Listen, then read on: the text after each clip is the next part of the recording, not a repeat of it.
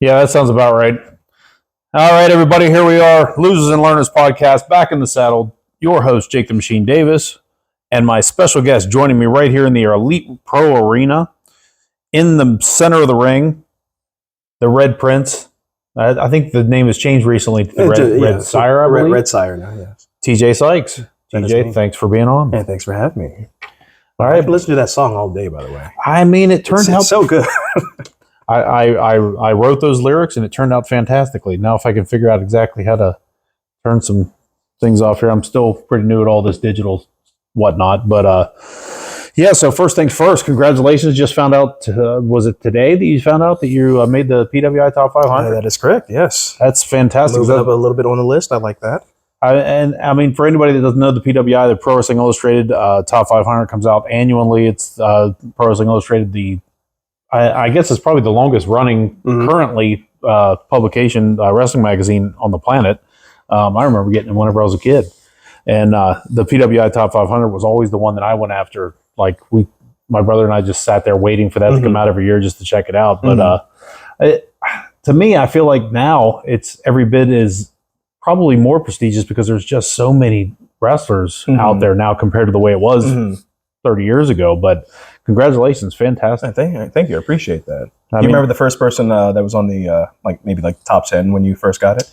Whenever I was in there, it was like Hogan and Flair were like vying for that top spot. Sting, of course, was in there. This would have been probably late 80s, 88, 89, into the early 90s and stuff. Then slowly, as you got into that, Bret Hart and Shawn Michaels started to come on the scene in there in the early 90s into 94, 95.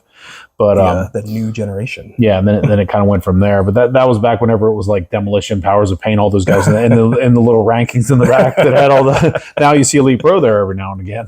Well, which is great. I've seen Tjay Sykes in those rankings a few times. I greatly appreciate that.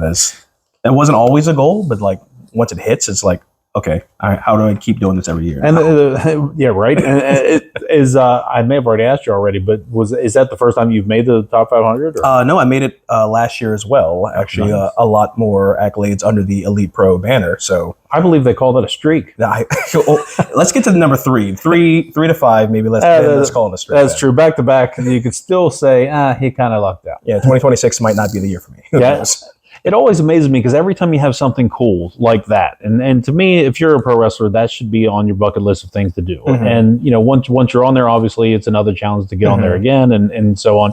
I always love whenever you get the haters that come out of the woodwork that try to like question the validity of the list and things like that. And it's like any way you slice it. And every time you hear somebody that makes any type of negative thing, and this kind of goes across the board in wrestling, and you've probably seen it.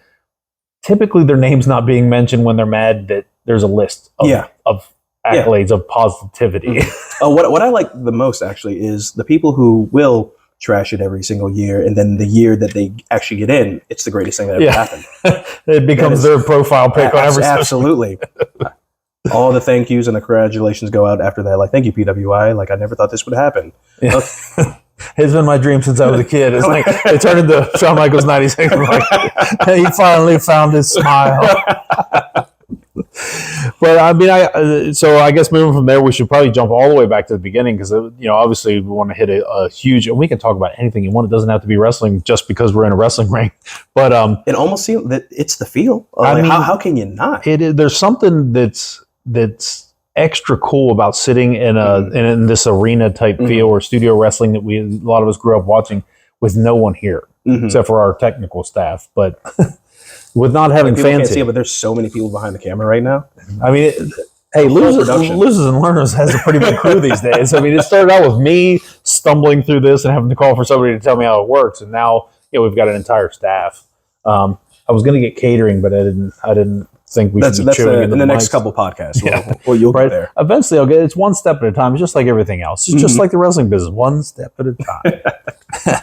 So, jumping to the very beginning, like, was pro wrestling something that you loved as a kid? Was it something sparked in you? Absolutely. The first image of professional wrestling that I ever got was probably 96 or 97, and I tell this story a lot, but I love telling it.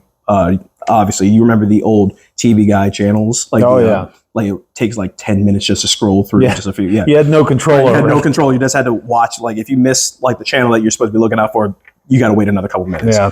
On the commercial section, like on top of the screen, there was a advertisement for WCW Nitro, I believe it was.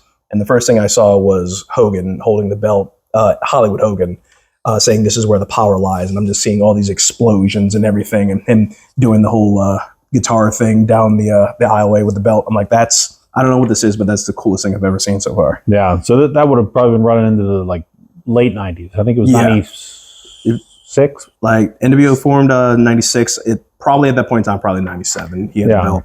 So how old would you have been at that point? At that point, I think I was about 6. Yeah, 6, 7 years old. Yeah. Man, you're a lot younger than me. I mean, I knew you were younger, but I didn't realize I've got an older soul. I've got a wise soul. I think I was driving to like the local gas station to give me a sub to watch Nitro on those things. Good grief! I think I had 3 kids at that time. You got fuzz floating around in here. It's the human dander raising up off the mat. That's the other part of the production. Next time we'll just get like some dander stuff, like to. Yeah.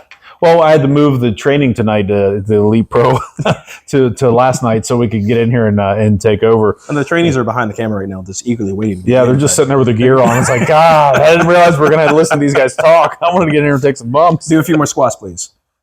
So when you kicked it off there, I mean, for me, whenever I was younger in that situation, like you said, when I was watching it, like it did not seem viable to ever be able to find out how to take a step into the business from being a fan of the business. Was that ever something like, man, I want to do this, or is it just something you enjoyed as like your go-to watch? It was a go-to watch for a while, and then I saw Shawn Michaels, and that he was the guy who made me want to do this. Yeah. And but obviously at that point in time, had no idea how to do that. Yeah. Had no idea how to get my foot in. Like all I see at that point in time was WCW or WWF at the time. Well, and you were 6. Yeah, I was like, I had no idea. Like I was the wheels were already turning. I was like, how do I get into this right now? So what was the first step? Then we'll jump around all over the place just because I can't keep a straight thought.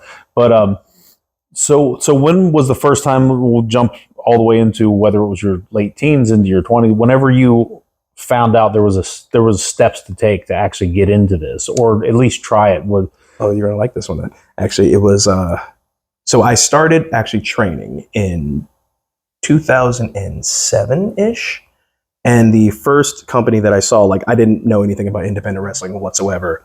It was my buddy's birthday. He took me to he saw there was somewhere in West Virginia, this independent show. And I think it was Indie Pro. It might've been, I can't remember, but we went there, and that was the first time I ever thought, oh, there's more outside of WWE at that point in time, TNA and all that stuff. Like there's actual local wrestling. Okay, how do I do this? So we went to a couple independent shows, and I know it was Indie Pro that I went up to Leslie Leatherman and asking him about how do I get into this. And LL at that time, like the nice guy that he was, he told me to buzz off, kid. Sounds about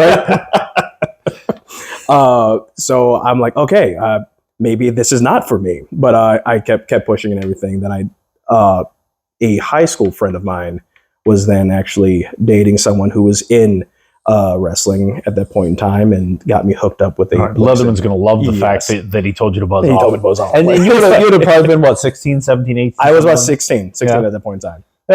Even in West Virginia, it's a little bit of a taboo to say, yeah, kid, jump in here and start training at 16.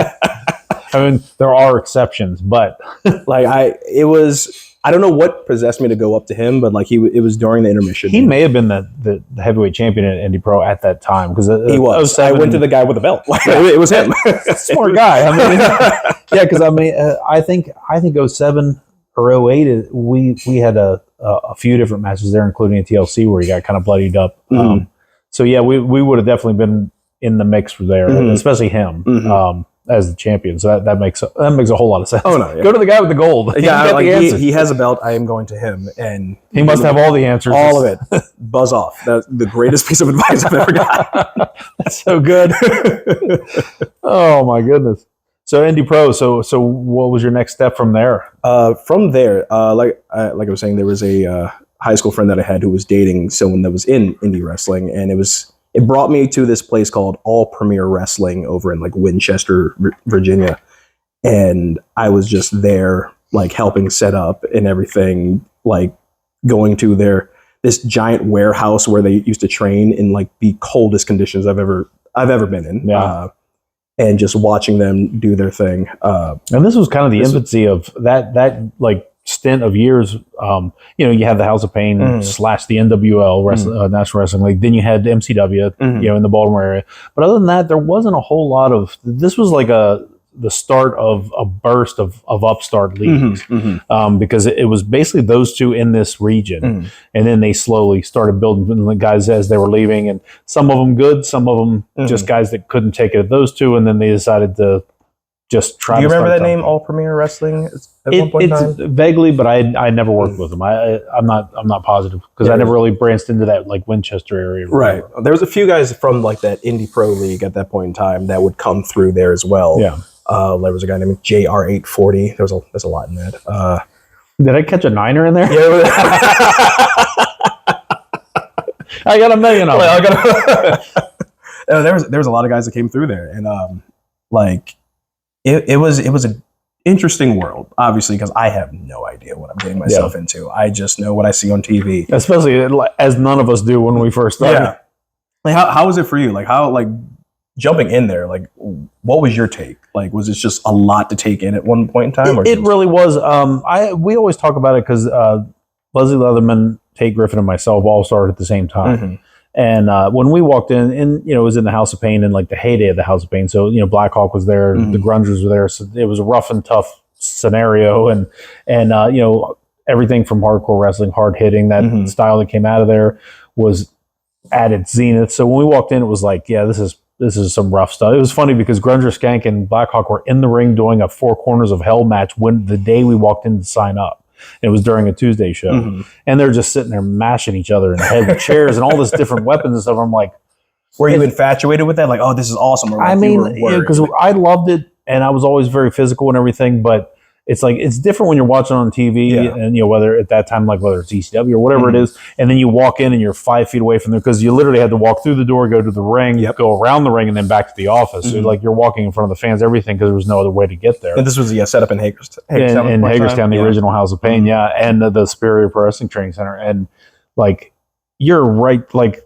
I ran my hand on the apron of the ring as we walked around the ring to go back to the office because we didn't know where we were even going to do it. We just asked somebody right inside the door, hey, where's the office? They said over there. It was the only way to go. And like literally two guys are just killing each other right beside you. And it was like to be that up close and personal to it, not having been that up close and personal, it was like, that's a bit of an eye opener. But we signed up that night and then, we're off to the races. But it was a lot to take in because I thought there'd be more of a process with getting ingrained, and it was like we literally went back, talked to John Rambo, signed the deals. You immediately got contract. thrown in the fire, didn't you? And I mean, within a few weeks, we were that following week we were training, and then like we got thrown onto like a Tuesday night show within a couple weeks, but it was a kind of a sink or swim scenario back then. But like as soon as we went back, we met with him, we talked, he explained everything. While the show's going on, we signed the contracts to start training and everything. And then we basically went back into the locker room and started introducing ourselves to everybody, and everybody introduced themselves to us. And that was a cool scenario. And it was like, then you're hearing the voices make the comment, oh, that's a big dude to Leatherman. And oh, he looks mean to me. And oh, there's Tate Griffin. And it's like, he didn't quite establish himself yet because he was, and we were young. I was barely 20 years old when I started. And, Tate was 180 pounds whenever he started. So like, we were different, but it was like just to get in there and just kind of start meeting people and just kind of it was a lot to take in. Like it would be, we always say it, looking back, it would have been way harder if we went in by ourselves. So I always had respect for people that walk in. There was a strength in that group that came. Yeah. And it's like, Leatherman was like 26 years old when he started because he's not significantly, but he's older than me. He's like 6-7 years older than me. Tate's like a year and a half, almost 2 years older than me. I never looked, oddly enough, I was like from an intimidation thing, it's not really something that I was it never really clicked with me to be intimidated to do something. But I also had two of my buddies, my brother and my buddy, that was already a grown man, like established with a career, all these different things. Like he was different too, because it was like, we're not trying out for high school football, Right. and you don't know if you're going to make it, kind of thing. It's more like I'm a grown man. I know what I'm capable of physically. So we've been fans of this our whole lives. How can we fail? I mean, we've failed a million times getting started. Do you believe like the way you came up? You said it was like a sink or swim situation. Do you think there's something to the sink or swim, or should there be a bit of a process?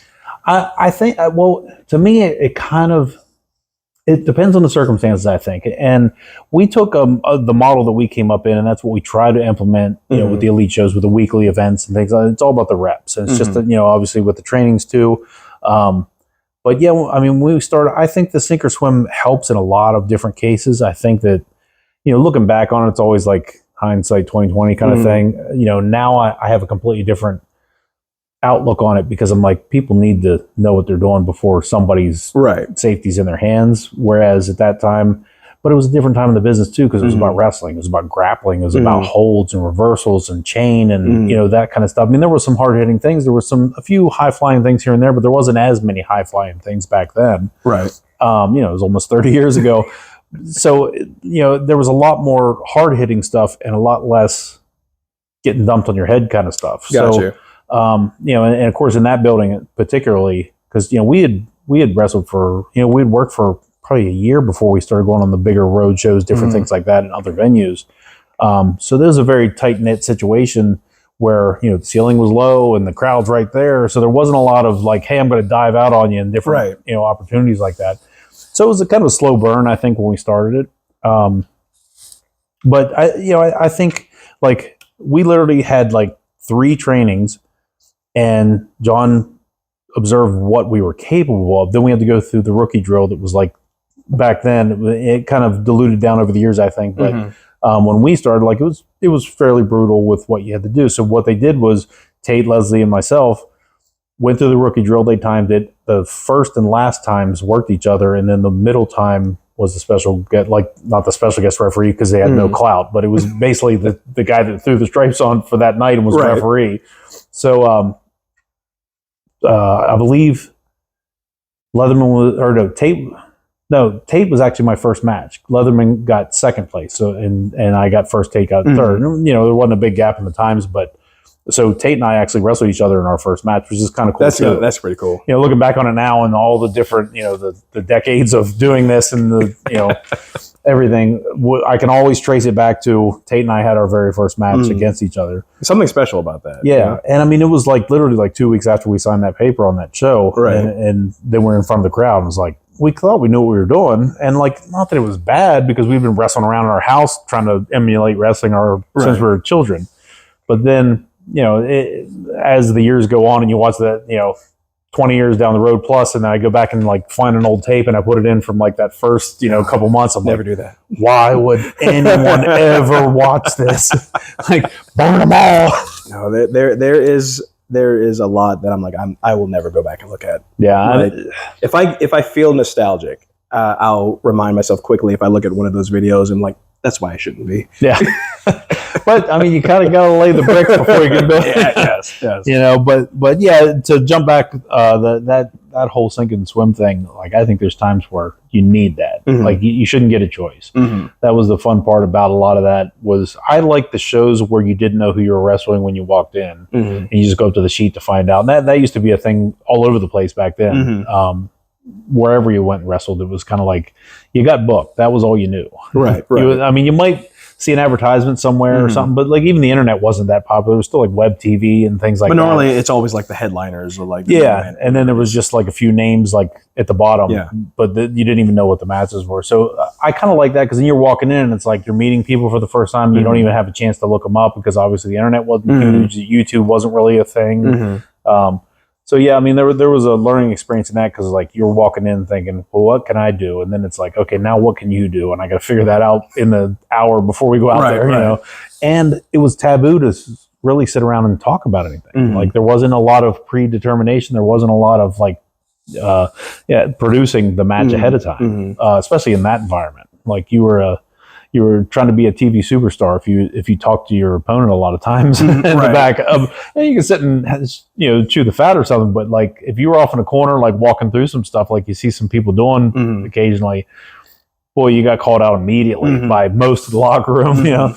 But I don't know. I had mixed feelings about that too.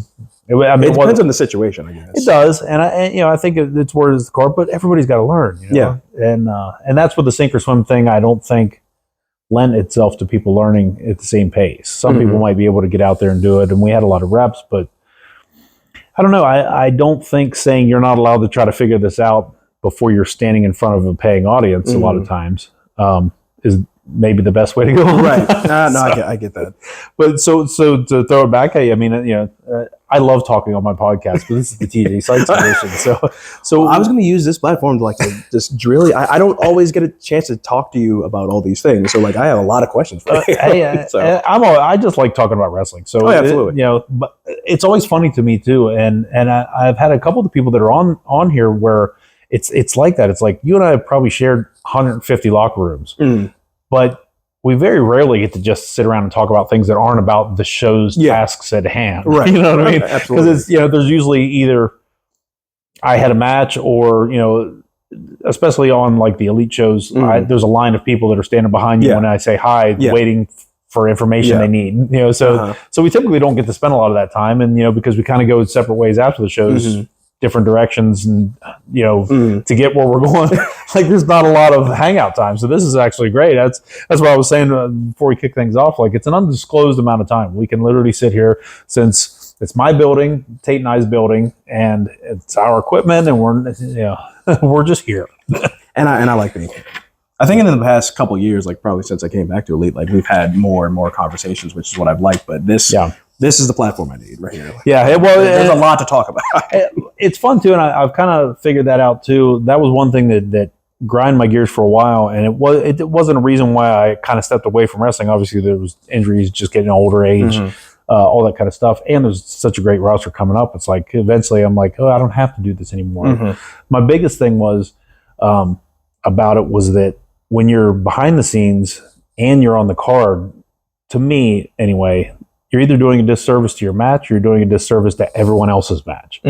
Because, as you know, like I try to be pretty hands-on with the creative part of it, but it's like if I've got to deal with an opponent or just get myself ready or whatever the case may be, it's like there's a lot of distractions when you're in the match. Absolutely. And there's a billion distractions whenever you're behind the scenes guy. Right. So it's like I don't want my opponent to be sitting there thinking that they're an afterthought, but I also can't let the show be disserviced at the fact that I'm distracted because I have a match. Right.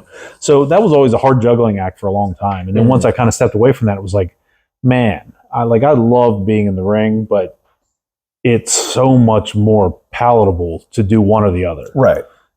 So I don't know. That's kind of where I was on that. But do you miss it though? Well, I mean, not really. I thought I was going to pull something out. I saw it in your eye. It's one of those things that I know that you know super well. Like whenever it comes to the creating the moments and being there for those reactions and all the things that go into it. Like that's pretty awesome. But it's one of those things too where it's like getting to be a part of creating an opportunity for other people to create those moments.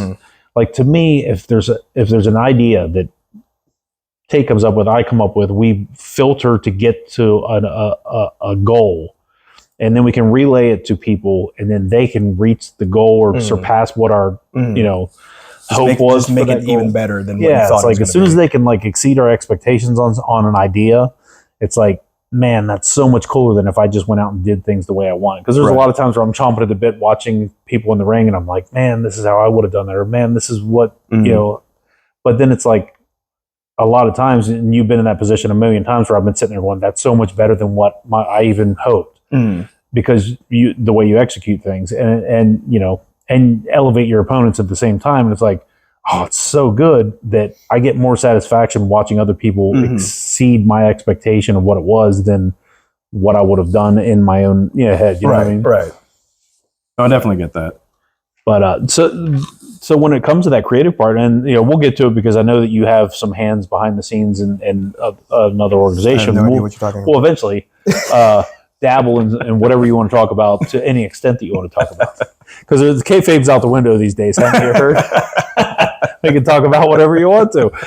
But so yeah, like whenever it comes to that, I want to jump back. Like I said, we'll jump all the way back to it. Like whenever it comes to that, the sink or swim scenarios, like once you kind of started to get your foot in the door, we kind of trailed off and made it about me somehow. But so we do that a lot. So once you found the direction that you started to kick things off, like what was the real get into it? You know what I mean? It honestly, it was probably the same thing about like just the sink or swim, just thrown into the fire, really. Yeah. Like, because when my beginning trainings and everything, we were doing it every week, like 2-3 times a week, probably for the first 6 months, and then after 6 months, they just threw me in a match. So,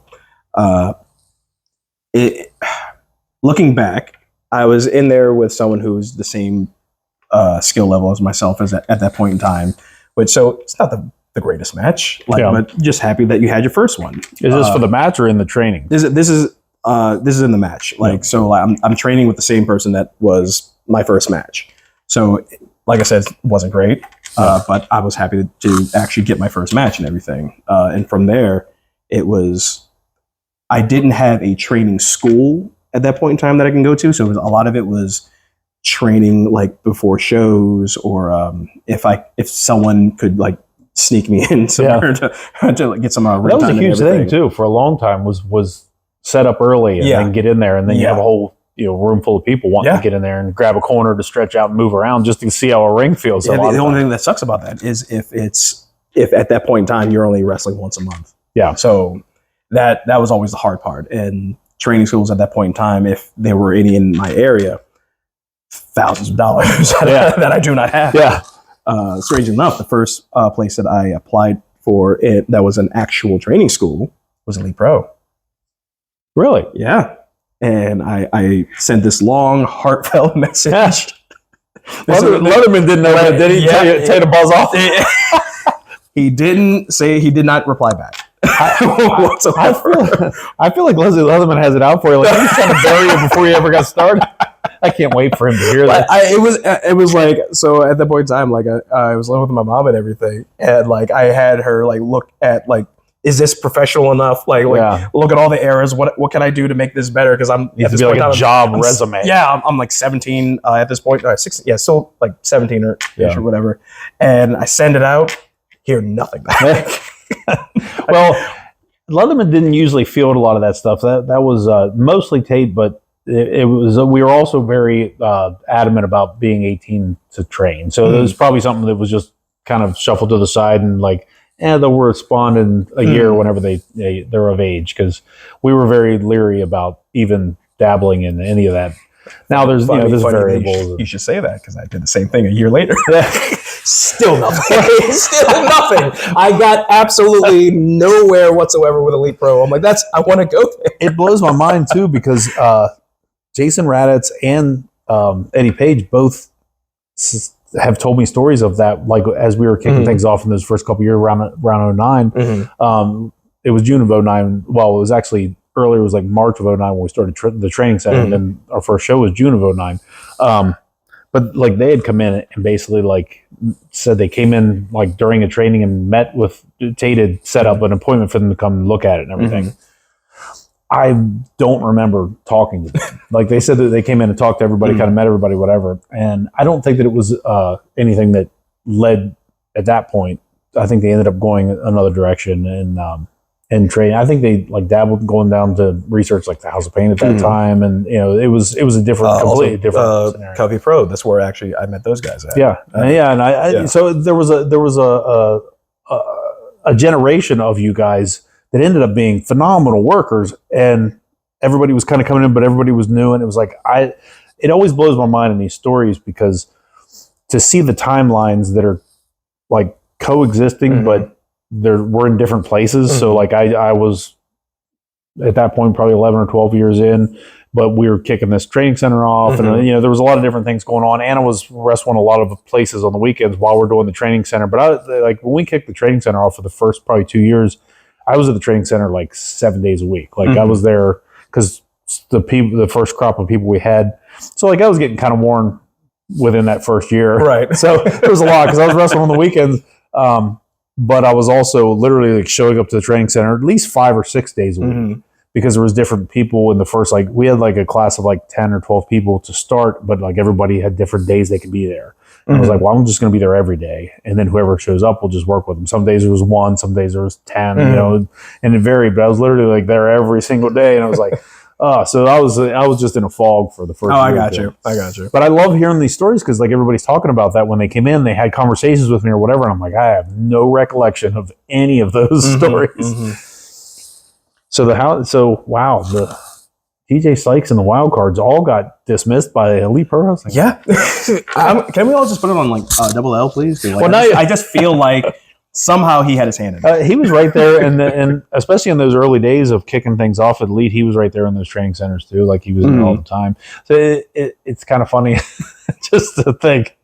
Like, remember, buzz off, kid. This is my first words with him. Scram. Have you ever actually told him that I have not. I'm so happy that he may hear it first. There's a lot of things that have happened that like I've had run-ins with like a lot of the veterans and whatnot, but obviously different time and different situation when I was coming up.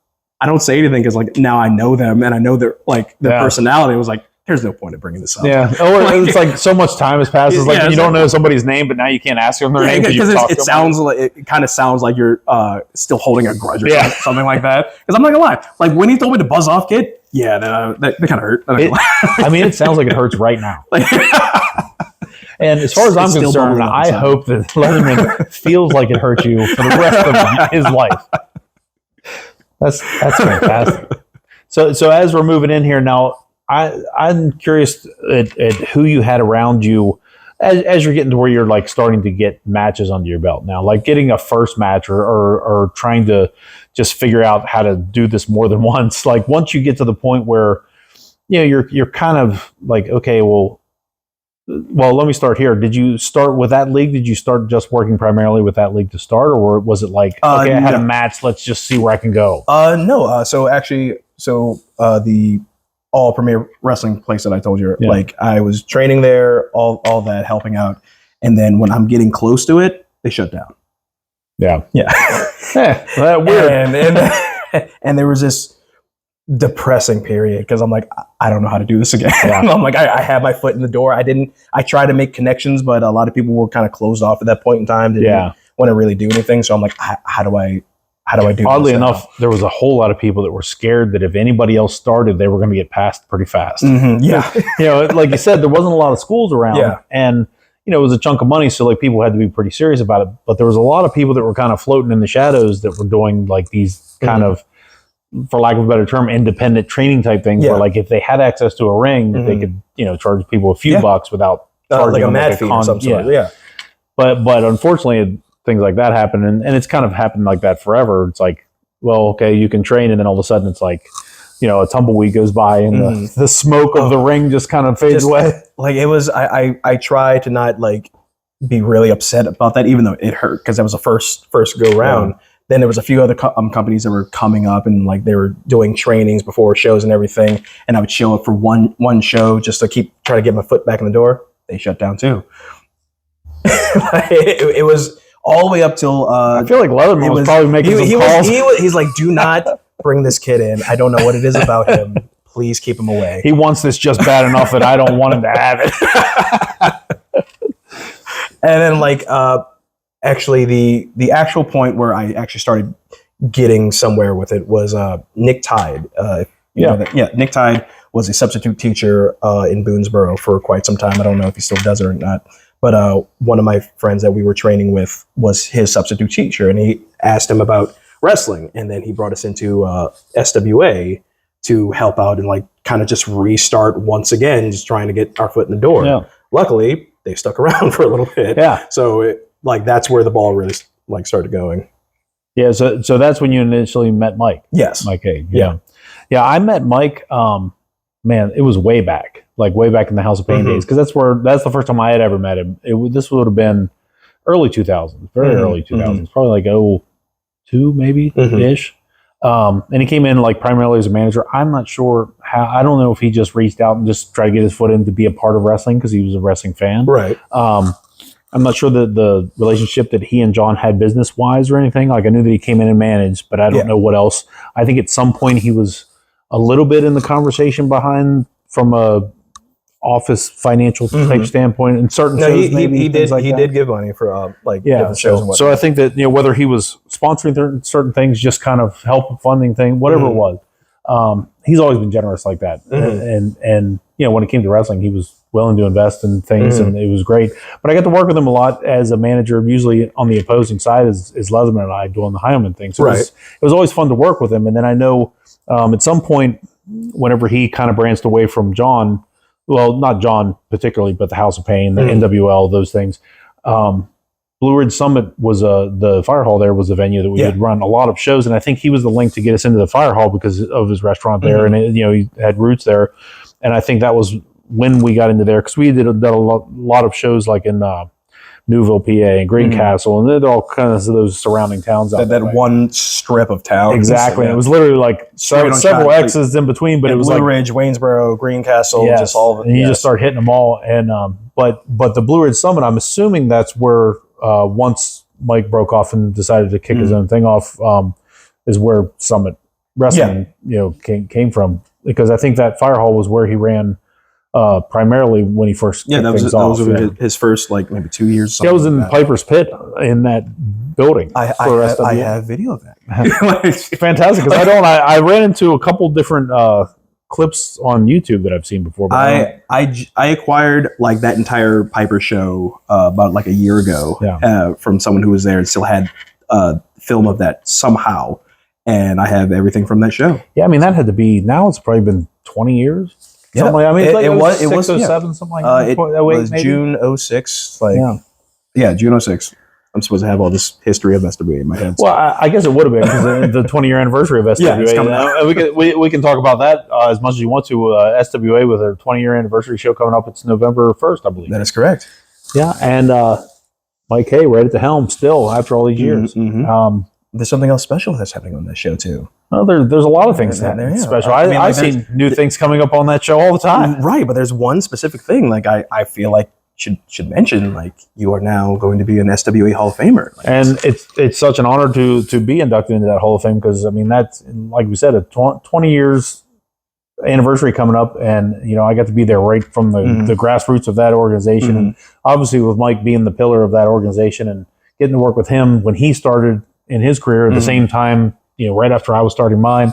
And then here we are 2 decades later and 2.5 decades later.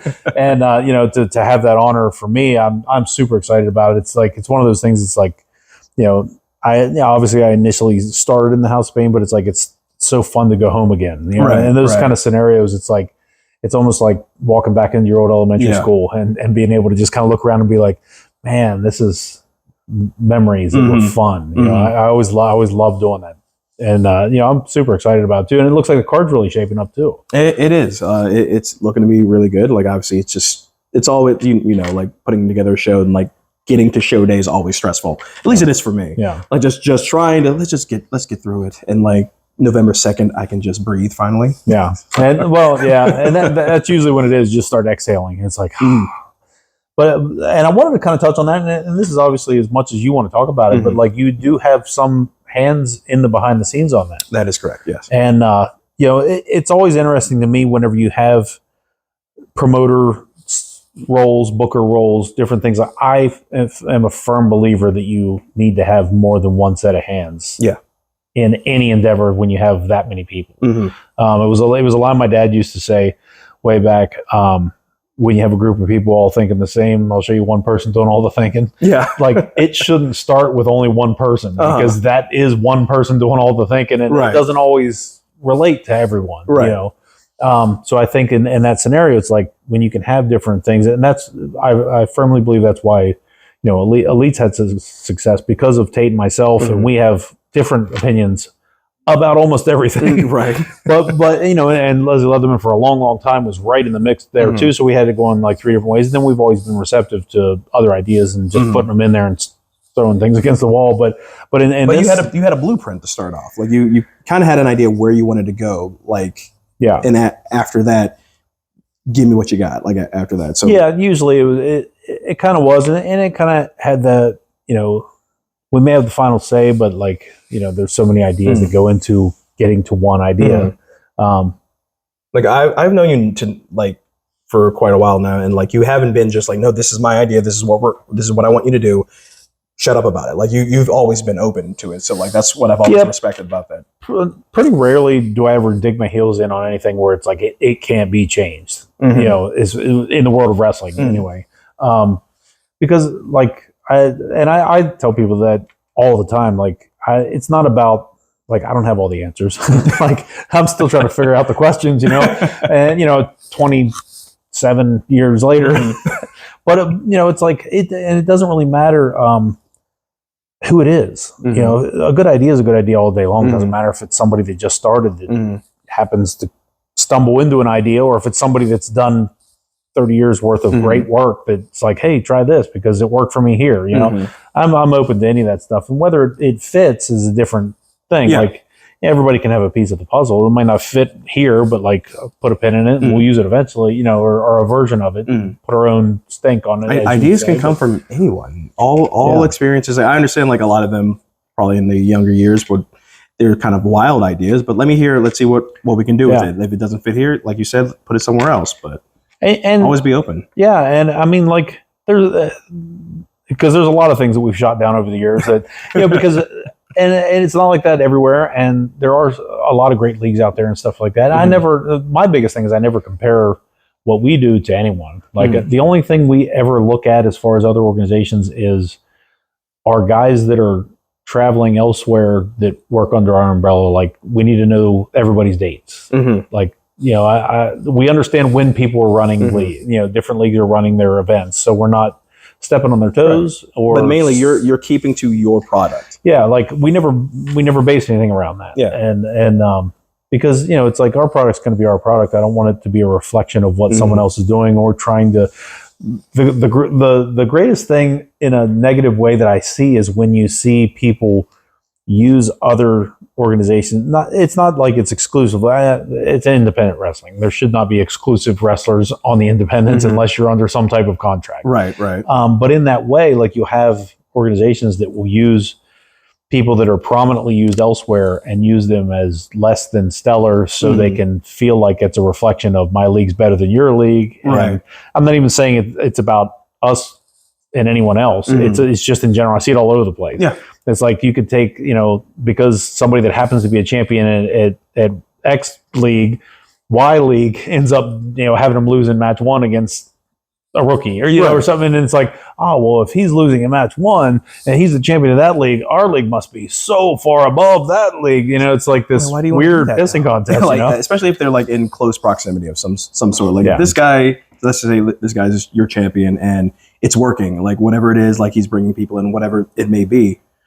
Kind of want that too. Yeah. Like why do you want to like lessen that? Like maybe you don't have that caliber of talent on your card right now. You want that talent. Yeah. So I mean, I never understood that. Yeah, it ends up being a negative for everybody involved. Yeah.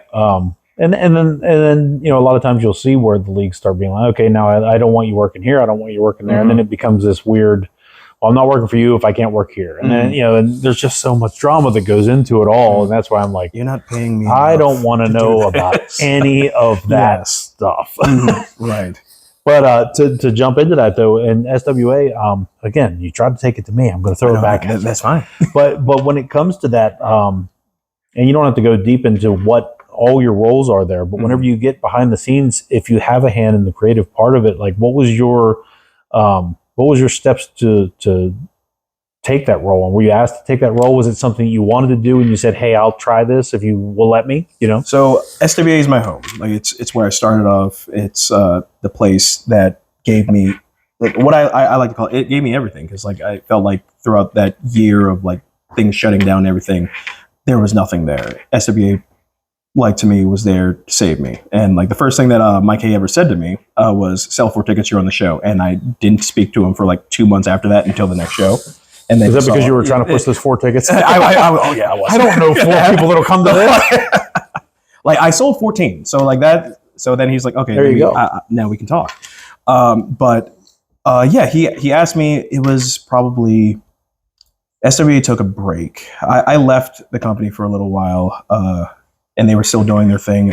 I wasn't aware from like what they were doing, but he asked me after like I think a 4 or 5 year hiatus in 2019 that he wanted to bring it back. I was extremely busy at that time. I'm like, I have no time to. Yeah, because you were really established by that point. Like I wish it nothing but the best, but I can't help with this. Yeah. And 2020 came, obviously COVID, everything shut down. So really had to take a step back to see what really threw a wrench in a lot of work. Yes. So I'm thinking like, well, there's nothing we can do now. But he's still asking me like when things open up, like, do you want to come back? I'm like, not really. I want to get back to my own thing and like just keep running hard.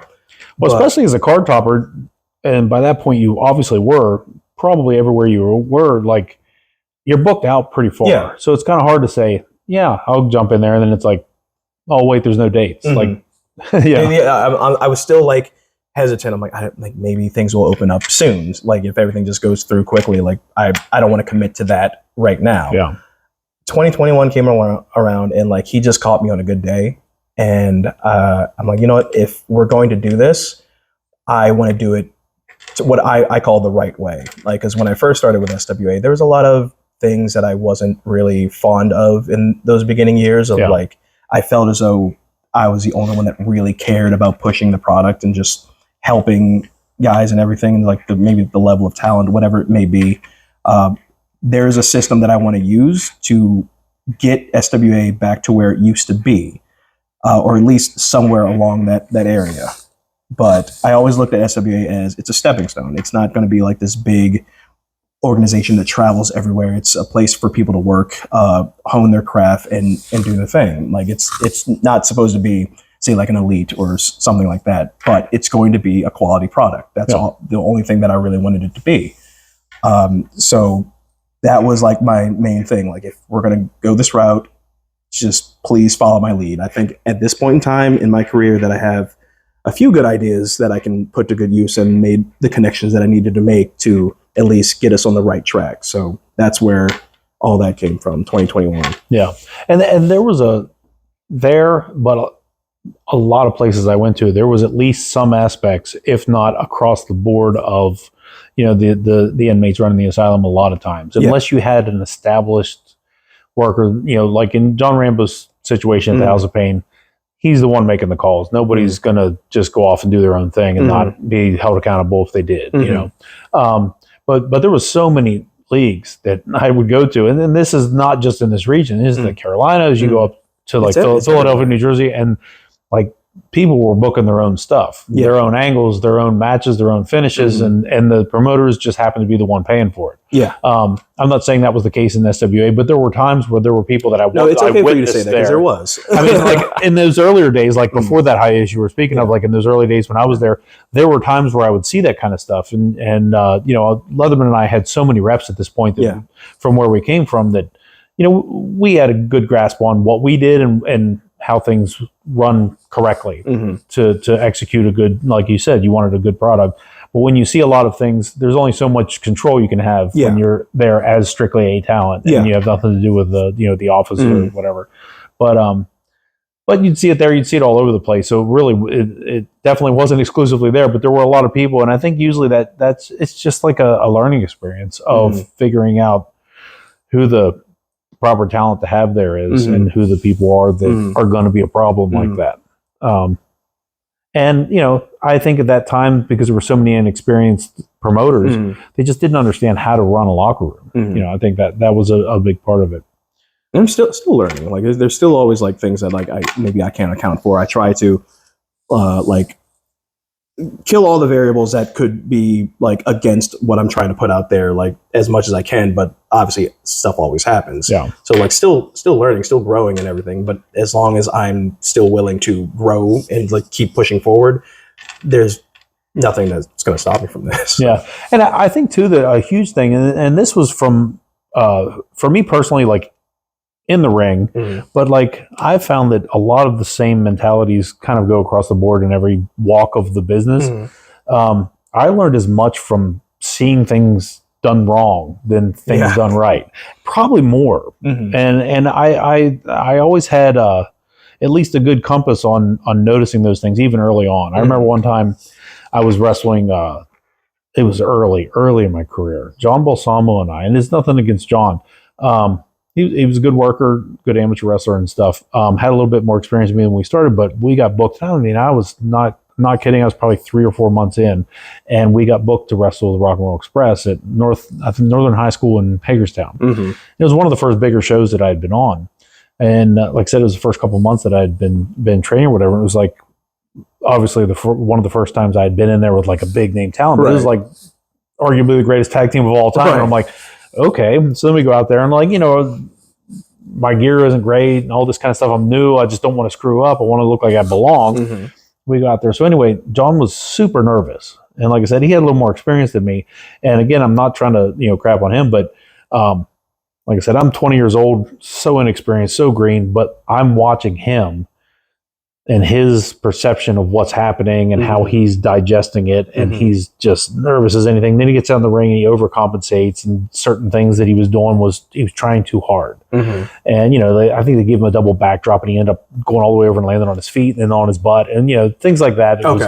And I only remember that because Ricky pulled him aside immediately when we got to the back and explained how, him overcompensating was making them look bad, and it was making the move look sloppy, and we need good execution, so you can't try so hard because you're nervous. And they recognized it, and I was like, okay, well, if they recognized it, I'm glad I recognized it. So I must have a good. You felt validated. Yeah. So my gauge of being able to understand, okay, I wasn't just seeing this wrong. Like somebody was nervous, and I never want to have somebody look at me the way I looked at John that night. And I wrestled John a bunch of times, and he's a great worker and everything.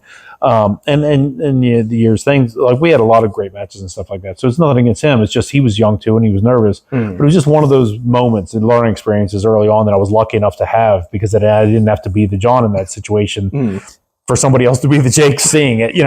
But it's kind of. I feel like it's such a great example of look at all the things that shouldn't be done, because you're going to see way more of that whenever you're in the situation that you're in behind the scenes or that I'm in behind the scenes, because you got to be able to see it coming, to explain it to somebody now. So we're not running into it live. It's so weird because like behind the scenes, like I kind of pride myself on not a lot of things, but like I can see something is about to happen before it happens. Yeah. Like, and I can adjust. I'm like, okay, like whether mainly it's a lot of in-ring stuff. I'm like, okay, he's probably going to do this. I should probably not be here. Like it's something like that. That's obviously it takes time for that to like click in, but that's one thing. If anything at all, like I pride myself in is it's that like, so either I don't get hurt or they don't get hurt. Yeah. So whenever it comes to that, juggling the two, because you're wrestling on those shows, obviously. Not always. not always. I'm not needed on this show whatsoever. So like those are great times where I can just be in the back. So you're not competing on this November 1st? No, the November 1st show I will be on that one. But it's like I gotta be. I have to be. You got it. I mean, it's a 20-year anniversary. Also, I didn't plan on it, but Mike wanted to manage me one more time. I just really wanted just to be behind the scenes, but he wanted to set something up, and that's where we're at. So cool. That's awesome. Yeah, it's another nostalgia thing. Yeah. And I'm so glad that I get to be there to see it too. To see Mike walk down there, because I mean that's when he started. That's what he was doing, and I was new on the scene when he was doing that. So it's kind of a full circle. It's like I think it was George Strait that said, "Look how far we've come to get back where we started." So I mean, in that way, I always love going home again with that kind of stuff to see that. But I love the transition of that. Like I was pretty far in whenever we started the training center at Elite, and I would like to get your take on this. When you, not even behind the scenes stuff, but when you started to get to the point where you were established enough to where you went from the person learning, and we're all learning even now, but when you started, how long do you think you were in before you started noticing that you became like a version of the teacher to other people that were lower on the card, younger, whatever the case may be? Was that something that you gravitated to, or was it like, let's make these matches as good as we can and everybody else just try to keep up? When people started coming to me, yeah, and even then it still didn't feel like I can only give like my version of it, like what I think should happen. I don't know if it's the right answer or not. I would say I felt comfortable, probably. Really, really recently, honestly, probably in the last 5 years. Yeah. Like, cause it's what is it called? I don't know if it's imposter syndrome or anything like that, but it's weird. Like people coming up to me, like asking my advice. I'm like, still to this day, but it's flattering. Yeah. Well, looking back, do you see it that it was happening before you realized it? Yeah. Looking back on it, yeah, absolutely. Probably a lot earlier than it should have been. Yeah.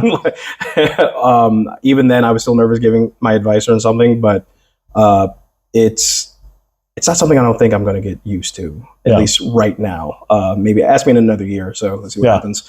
But no, it was happening a while ago. At least, I don't know, maybe I'll say 8 years ago. Yeah. But it really started becoming a thing of like, they're looking at me in a certain way that maybe I don't see myself in just yet, but I'm like, okay, so I have to actually be that person that they're looking up to. So I'm like, all right, I gotta pull my stuff together here. There's a fun added pressure to it, I think. This whole topic, I love talking to about people on every level that has gotten far enough to where they find themselves in that role. Mm-hmm. Leslie and I talked extensively about it, but I love to see guys that, super talented guys that have proven their worth in the ring, but whenever they juggle that, it's like, and I'll ask you the same question I've asked several. Do you feel like there was that added pressure once you realized you were that guy that people came to and say, hey, could you watch our match, or could you give me some feedback? Like, do you feel like if I go out there and shit the bed, like everything I told that guy, he's going to quit, you know what I mean? Oh yeah. Like, did it affect your approach to going out to the ring? Was there any, are you a nervous guy before the match anyway? And then did that add to it? I know there's like 8 parts to that question. All right. So starting with the nervousness, there's always a nervousness. There's always going to be one, but it's not one that cripples me. Yeah. But it's like, oh, I gotta get in a certain headspace, like depending on like what maybe the angle is or like what the match is supposed to be, something like that. There's always going to be a nervousness, but definitely when people started coming to me, I'm like, all right, so I have to be the guy that they think that I am. Yeah. So like I have to perform like the guy they think that I am. Yeah. Not that like I ever like try to be lazy in anything that I would do, but it's just like, okay, I have to really put on now. Yeah. So and after that, and if everything goes well, and then they come and say something to me, I'm like, all right, I feel accomplished now. Now maybe I can answer this question. Yeah. But no, there's always gonna be nerves for it. Always. Yeah. And I think too, like whenever you're, can you please be at the curtain and watch my match? And then it's like, I know they're going to be at the curtain watching mine after I watch theirs. Yes. Yeah. Oh God. Oh yes. It's always that, and like more often than not, it's always like I'm after them. So it's that was a subtle ego there. Yeah. Like, I'm always in the main, so. Hey, there's something to be said. Like I do like opening a show. Like I look at it like, oh, it was great. And I kind of got in that point where, to your comment, like once you find yourself in that scenario where you're typically in that main semi-mains, you almost want to be at the beginning. Like, can we make this total match first? Maybe that'll hit the crowd a certain way. Yeah. And it's just because I want to get my boots off. Yeah. Like, it's never really like the wanting to get the boots off thing. It's kind of a thing of like, okay, so they expect me to be in the main, like, so they expect something special happening there. But can we move that to the first? Like, I look at it as setting the tone. Yeah. Like I like three positions on the card: first, before intermission, and last, obviously. Yeah. So not before intermission, like after intermission, like to bring them back after they've settled down, whatever may be. Before intermission, go to the table, brother. That's what intermission's for. You get to go right there, hot as anybody. Buy a picture in a shirt. I'm leaving the ring. Back in the Polaroid days, that was the place to be right before intermission. If you had the Polaroid camera, just stay in there. The line starts at the steps. I actually, next time I come up here, like I do have, going back to Leslie Leatherman, I have a lot of pictures from that Indie Pro show where he is just being the biggest douchebag to me. That's so fantastic. I have a few Polaroids of that. This has turned into a fantastic Leatherman roast. It's like the Leatherman roast of roasting you. It's fantastic. I love it. The fact that this story has not seen the light of day in my world until tonight, I'm so happy. With the roast, I can also give compliments because he was also the first guy, like at least on the independent scene that I like at that point in time, that could talk. Yeah. And that was always something that I was always into, is just like, who are the talkers? Yeah. And he was always that guy. So that'd probably be the only like nice thing I'll say about this right now. Well, and I wanted to jump into that part too.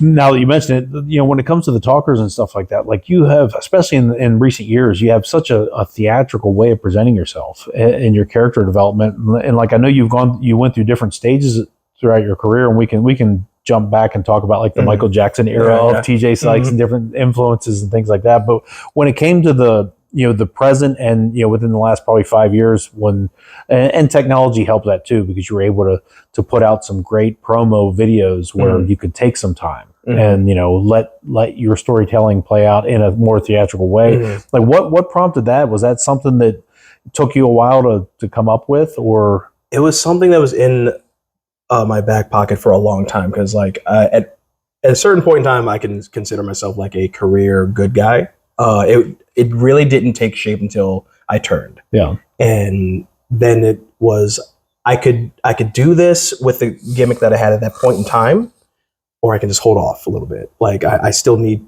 have some time I need to grow here, and it got to a point in the past 5-6 years where I'm like, okay, this is the gimmick, this is the time, this is where I'm going to put all this like promo videos type stuff out and everything. But it's always been there. I just had to wait for the right moment. That's how I looked at it. Maybe people would tell me like, you probably should have come out with it sooner. I don't know, but that's just how I was feeling at that point in time. Well, and I think too, like whenever it comes to the evolution of anybody, like getting the ring work down first, and then I mean, if you come out with a character and you just can't get it done in the ring, it's a little hard to make the character worth sitting there listening to. Sometimes you'll have a 3 or 4 or 5 minute video or promo or in the ring that long. That's one thing that I absolutely love about your presentation, especially in the last couple of years, is that you won't be rushed by anybody, whether it's a promo that's a video, whether it's an in-ring, whether it's your entrance, and in the match. Like, you don't seem to ever be rushed by anybody else's pace. Like,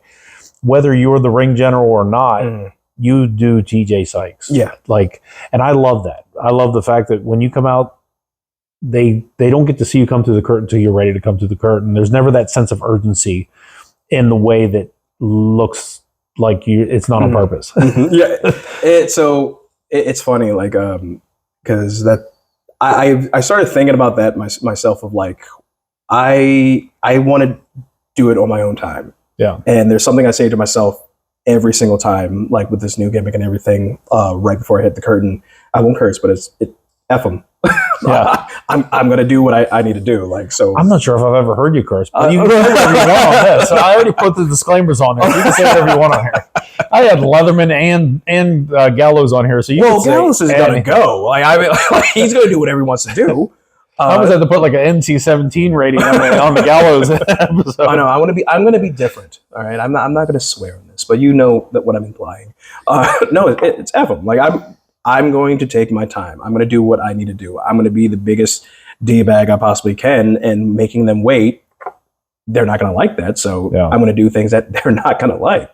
So that's always been my biggest thing, like with being a heel, is what can I do to make them hate me a little bit more this match than the last one, and just keep pushing it as much as I possibly can, obviously. Yeah, when it comes to that kind of creativity in your specific character, have you ever gotten any flack from promoters and stuff as far as that? When you're given an amount of time, like I see it a lot. I've seen it on both sides. I've seen it where it's happened on shows where like a guy will have a certain spot in their song, they come through the curtain, but sometimes it's lengthy. And I've stood there as the guy behind the scenes saying go, and they're like, not yet. I'm like, you can go now or not at all. Those types of things. Right. Do you ever, because you do go on your pace, and even once you come through the curtain, from you being at the curtain in sight of the fans to being in the ring, sometimes it takes a good while because it's just you being you. Do you ever get any kind of negative feedback as far as like, hey, you need to pick it up, or we can't have that much time with that kind of stuff?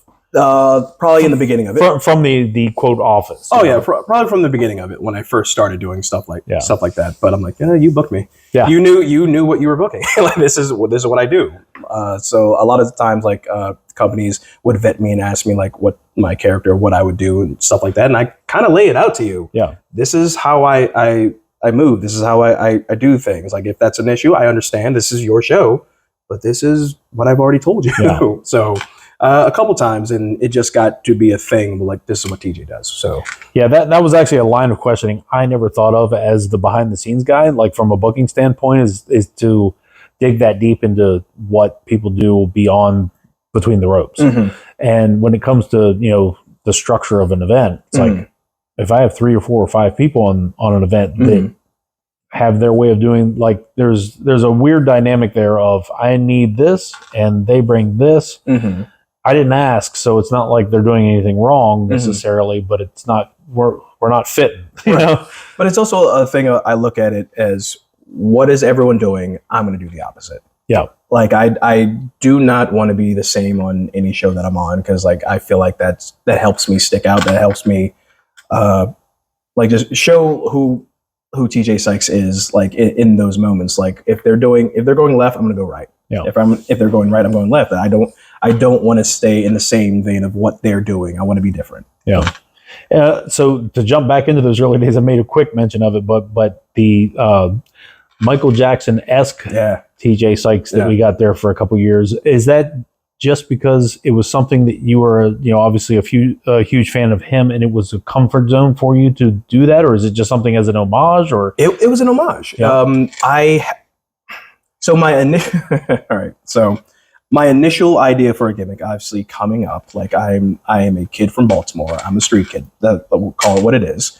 I like those late years of 90s hip hop, R&B and whatnot. And I always wanted to have a 90s style gimmick. And that was always the plan. And then I shocked you with my Dr. Dre reference earlier. And I shocked. And I love it. I absolutely love it. And the fact that you said you're more like Ice Cube, which is my favorite rapper. I'm pretty versatile. People don't know that about me. I love it. Absolutely love it. But like that faded away a little bit quickly. Then I kind of was left with nothing.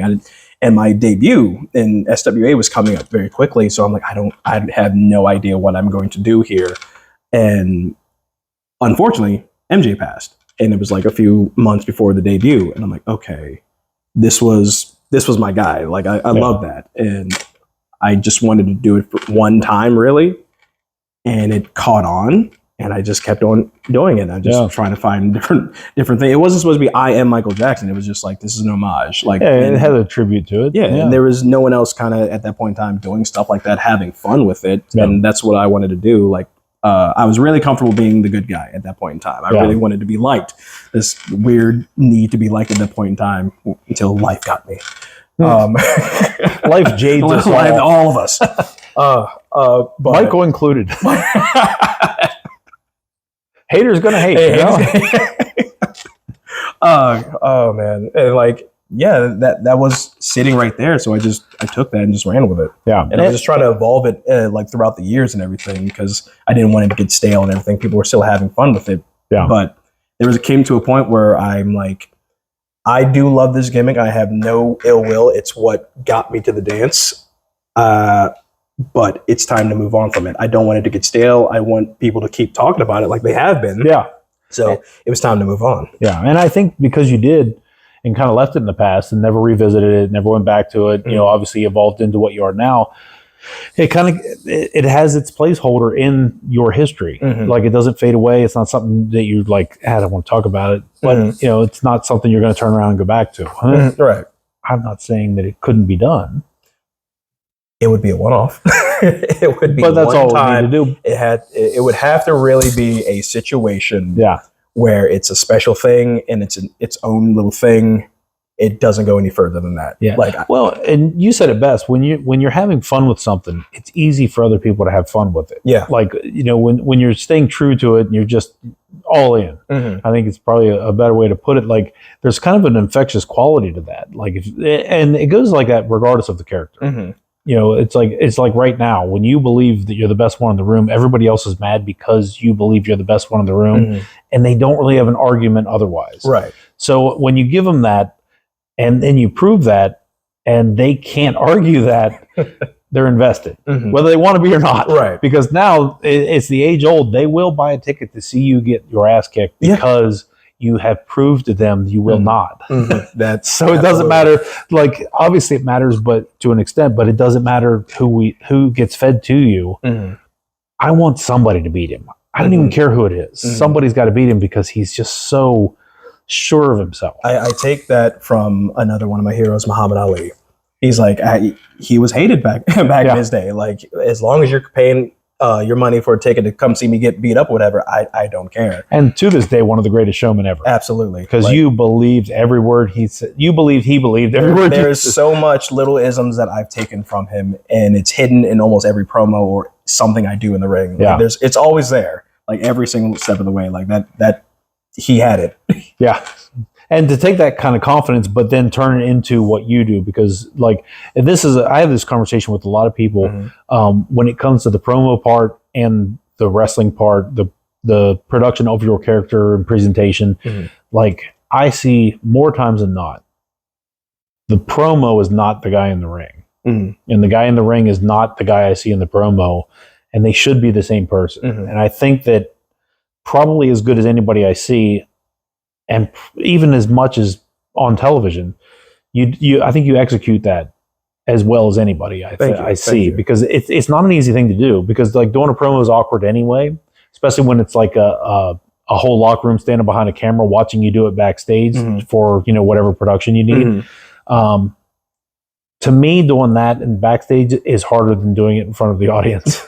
I'd love to get your take on it, because I feel like you are among some of the best talker we've seen on the independents in the last 20 years in this region. It was so I had to get comfortable with being uncomfortable. Yeah, if that makes sense. Because when I switched over to heel and whatnot, I knew I would have to bring something different to how I talk, and there's always going to be some sort of air of arrogance, whatever you want to call it, like in everything that I say. So I need to be able to believe that, even if I didn't. So like for the first couple years, like doing that, I feel like I'm just talking on my ass here. Yeah. But hopefully you believe what I'm saying. Yeah. But convince yourself. It'll convince them. Yeah. It got to a point where like, you know what, I think I might know what I'm doing here. So I believe what I'm saying here. Yeah. So I would say I'm comfortable in both scenarios now. And I actually feel like I thrive in that personally. Yeah. I like when the pressure's on. Like, if a mic's in my hand and lights are on, and I'm in Tjay Sykes mode, there's no one that's third person. I love third person. Third person. That's some Leslie Letterman shit there. It just keeps coming full circle. It always goes back to him. He started me on this journey. Like, he made me so angsty after what he said to me so many years ago. There were probably so many things you wanted to say at the time that you were the Elite Pro Cruiserweight champion, wrestling him as the heavyweight champion, and you guys had a promo segment at the beginning. I'm surprised you didn't bring it up then in the ring.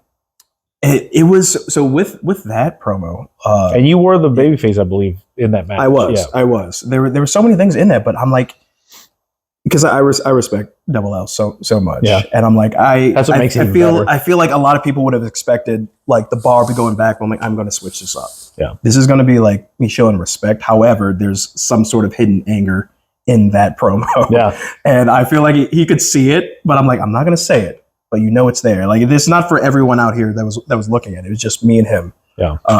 But no, that's I thrive in that. Like, if the pressure's on, give me the microphone. Yeah. Like, that's probably my favorite thing. Yeah.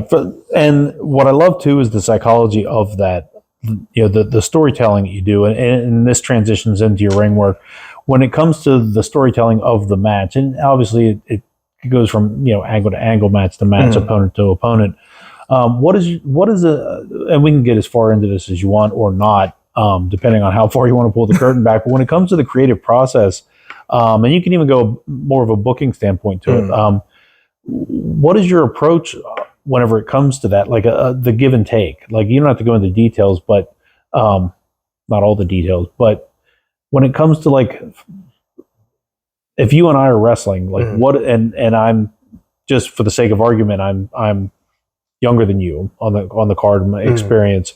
How do you approach that with a younger talent when you are, in a match? Like, are you grasping what they have and then you're working through it?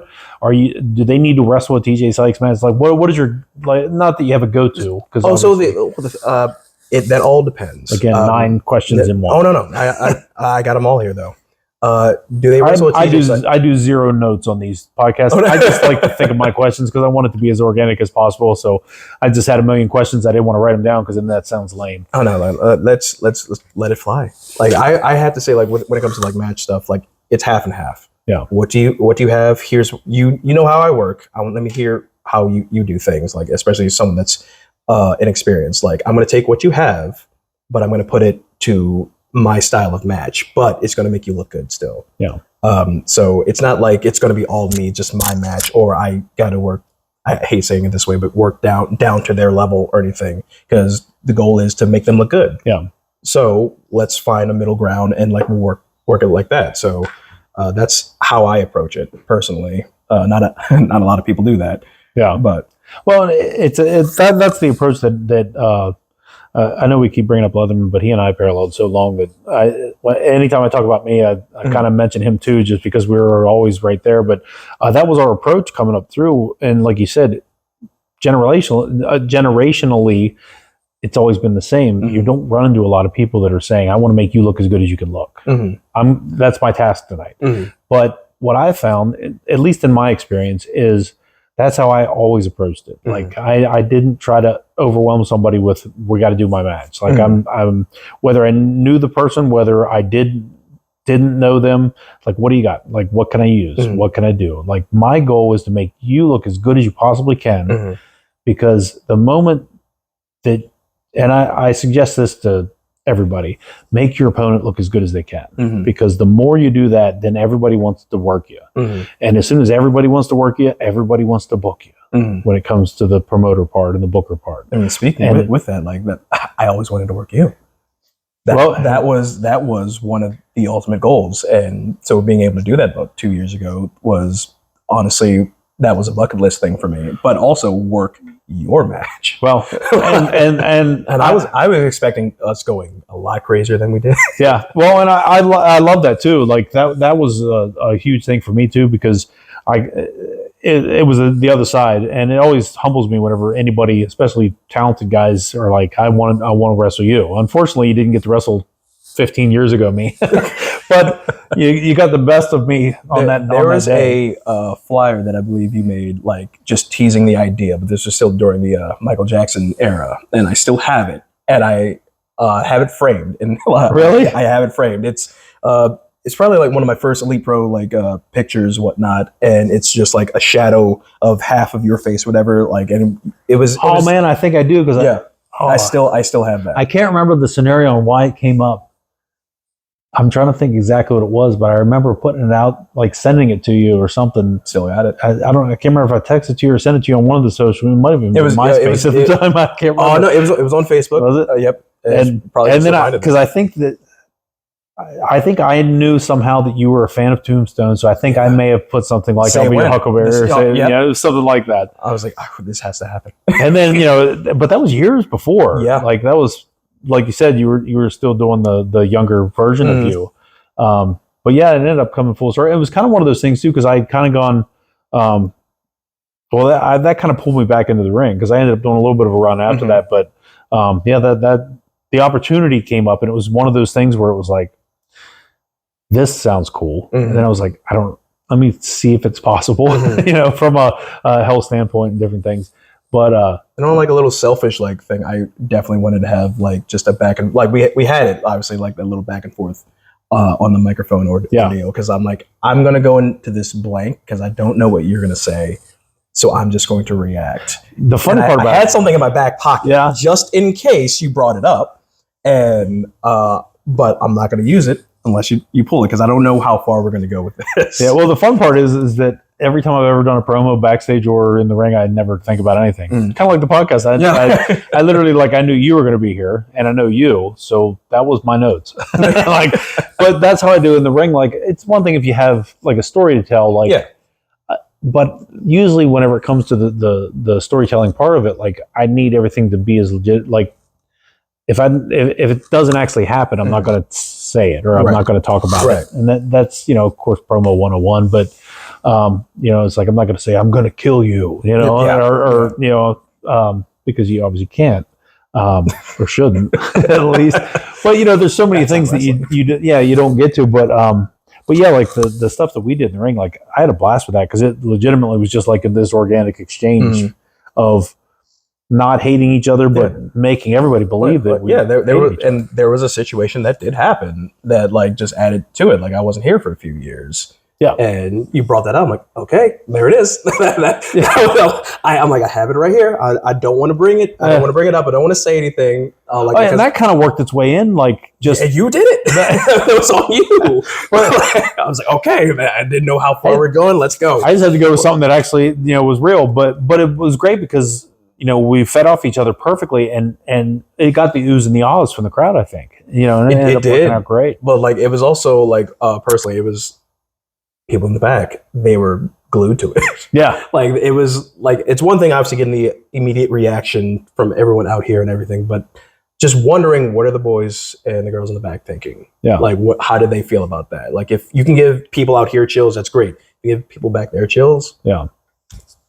Yeah, it really did. It worked so good, and it was so, the lead up was so fun, and you know, it wasn't a long drawn out angle. I mean, we really, like, kind of went hard in the paint, hit a couple of those notes to get there, and then, you know, hit hard in the ring. Yeah, you know, but you know, I thought it was great. And another cool part about it is, because I had kind of been in the background and it's sort of been on the shelf from in ring, people hadn't seen it yet. You know, it wasn't something that, because I don't think we'd ever worked shy of like a 6-man or something like that. We did a 6-man at House of Pain. Yeah, and I think prior to that, because, you know, we did, you know, a tag here, Leatherman and I, and you and Shane Malice, I believe.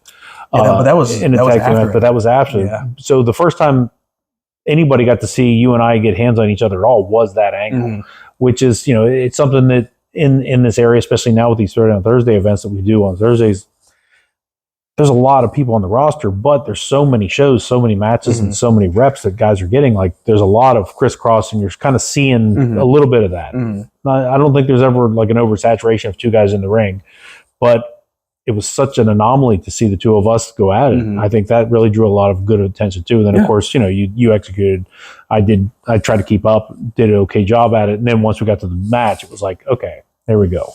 Like, and I thought it was, but that's still to this day, like, one of my favorite matches that I've ever done, because like, it's one of those things. Like I said, I still have that picture framed and whatnot, and it's like, I felt like this was promised to me.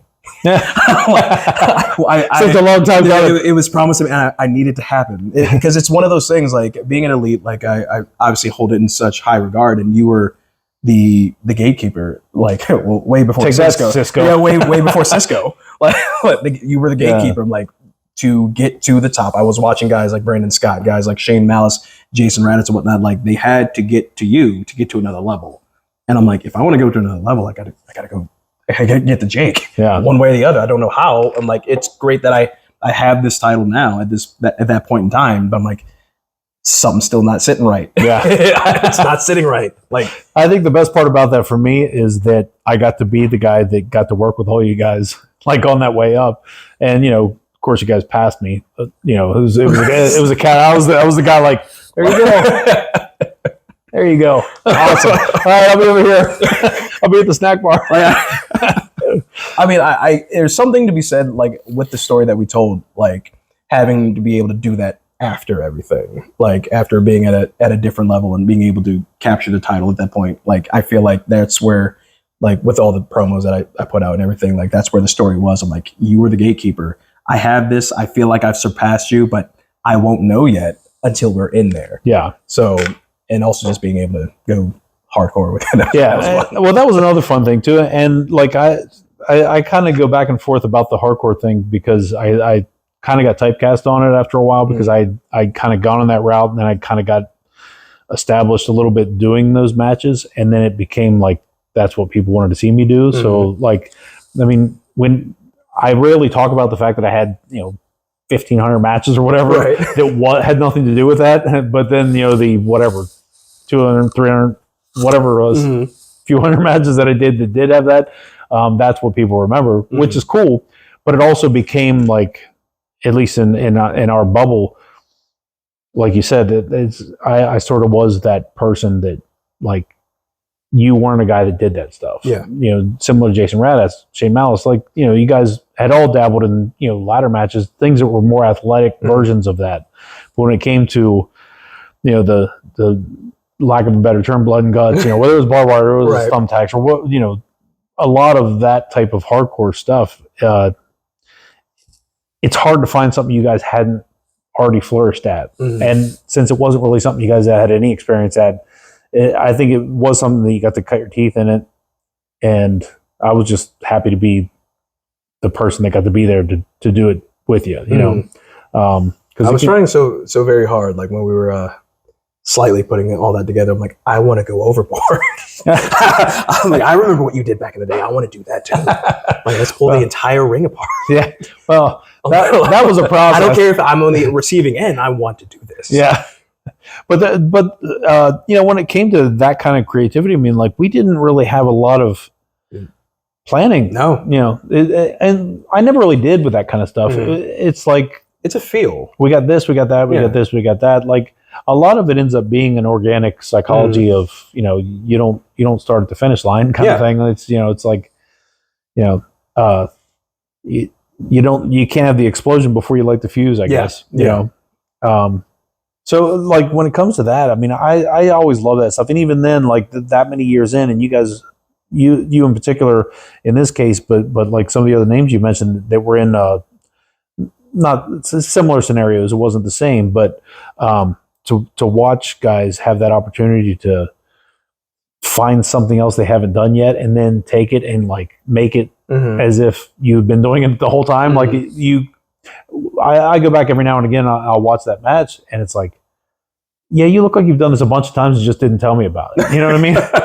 I assure you I have not. Because prior to that, I'd never seen you deal with anything that's going to cut you up and that type of stuff, barbed wire, thumbtacks.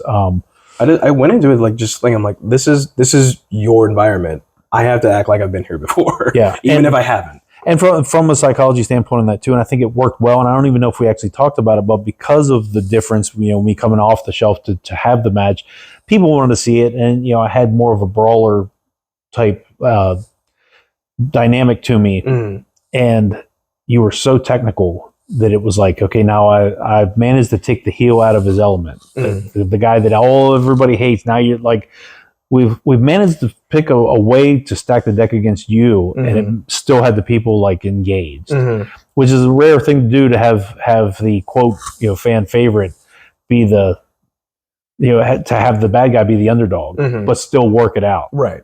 And then you still whip my. I couldn't believe it. I am so sorry. I feel like I have a lot of pictures of you bashing me with barbed wire, and regardless of how so many, like, I mean, we can go to the Hall of Fame inductee picture where there is a clear picture of you bashing me with a bat. Well, regardless of how the dust settled, I was getting mine. I will say on here though, and I enjoyed it. Obviously, that was the hardest chair shot I have ever taken. I hear that a lot. Entire career, I'm like, okay, I know this is really gonna hurt. Okay, all right, fine. Give me a few more of those. I had that impact on my back. That was a textbook chair shot. I was like, all right, I'm gonna brace. Like, I wonder how this is gonna. I forgot for a half a second. I'm like, that hurt. I forgot to sell. Well, I like those organic cells. No, the fun thing, I think it's just that a large percentage of people don't do it right. I always, looked at that like, it's kind of like a chop. Yeah. You know, throw it hard and safe places. Safe places. Yeah. That's the Use way the to go flat with it. side of the chair, please. Yeah. And I did. You'd be You amazed did. at how many people that the top of the back of it that's curved get you. And you bent that over my back. Well, I mean, hey, it's a heater moment. No, that was fantastic though. So, what was the response from other organizations? Did you get any feedback like, "Hey, I want you to start doing some of this type of stuff elsewhere," or? Because I haven't seen you do a lot of that stuff, like I mentioned. Like you weren't accustomed to like getting busted open and all that kind of stuff. It's different business now than it was. It's a little bit different now. Like following, I don't think I did a lot of stuff following that. They saw the match and they just they wanted to book me. So that's always great. Maybe not that style of match, but they're like, oh, if we need him to, he can do this now. Yeah. So like, thank you for that. Yeah, it's just adding layers. Yeah. Well, I mean, it's like because you already hit home runs and everything else that you do. So it's nice to just add that in because it's not, and I always try to look at that for anybody. It's not like I gave you anything because it was already there. It's just a matter of here's this can that I do. Come over and open it. But I always try to suggest that to people. It's like find the best way to make somebody else better. Right. I always use I'll say it about Leatherman again. You go negative, I'll go positive. but I would always say with him in particular, I mean, other people obviously now these days you included, you make the best or the good look, the best. How would I say it? It was you make the good look great and the best look better. That's how I would always say it. And there's a rare thing to it whenever you can go out and be someone's best match. And I always suggest that to people. I always try to recommend it. And it's not an easy thing to do. And I'm not even saying that I was the guy that did it on a regular basis, but there's been people that's made that claim to me, like that I was their best match. And I'm like, that's all I want out of wrestling. Like, it's not about me trying to have my best match. So like my best match was because somebody else had their best match. Like, it had nothing to do with highlighting me. I would make that suggestion whenever it comes to your approach to that. I don't know. It's kind of a, like, how do you try to highlight somebody like that in that way? Like, because you're going to do your thing. Is there something that you go kind of take a right turn to say, okay, let's get you up here now? You know what I mean? It's just finding a weird question. I mean, it's going back to what I said earlier. It's about like, what can you do? What are you comfortable with? And just finding a way to work around that. Because like, obviously you don't want to like alienate them in a way where they're not comfortable with what they're doing and everything. So it's really just what is possible in your, like, what is it possible to do? Like with, I know I'm trying to think of the actual words here.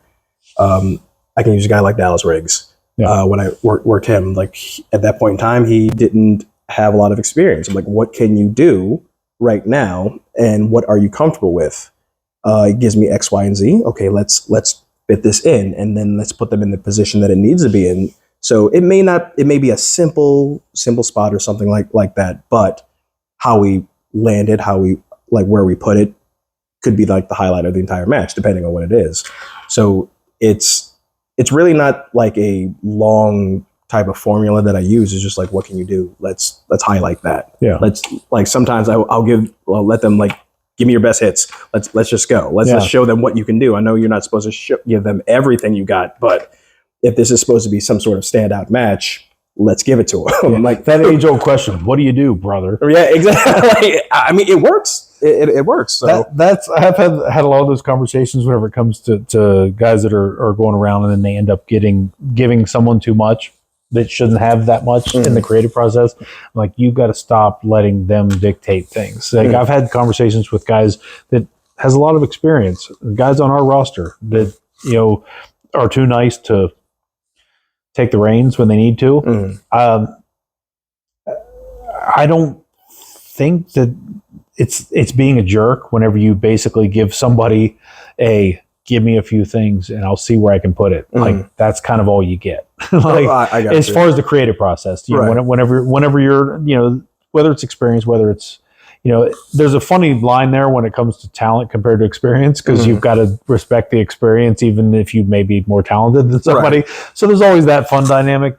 But whenever you have the experience and the talent, and then not you, but a lot of people, and they allow someone else to kind of step up into that general role, it's like, you can't do that. The way I look at that is like, so like a Ric Flair, like there was a lot of matches where like he probably shouldn't be giving those guys what they were getting, but the idea and the mentality of that to me is like, okay, you're already a made guy, you're already in this position, you got to create contenders like down the road. So I could kill this guy now, I mean, but what does that do for him? What does that do for me down the road, depending on like where all this goes? So I understand like there's certain situations where I gotta give a little or take a little bit more and everything, but as a whole, I'm like, if I'm the champion here, I gotta make you look like you. There's a reason that they're putting you against me. Yeah. So that's just my personal mentality. Yeah, I think there's like a weird paralleled ego whenever it comes to ego of knowing what you want your character to be and being that, like you said, about taking your time. F everybody, I'm doing what I'm doing. And then the other ego of, I got to get my shit in.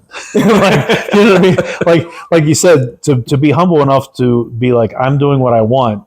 I'll take my time doing it.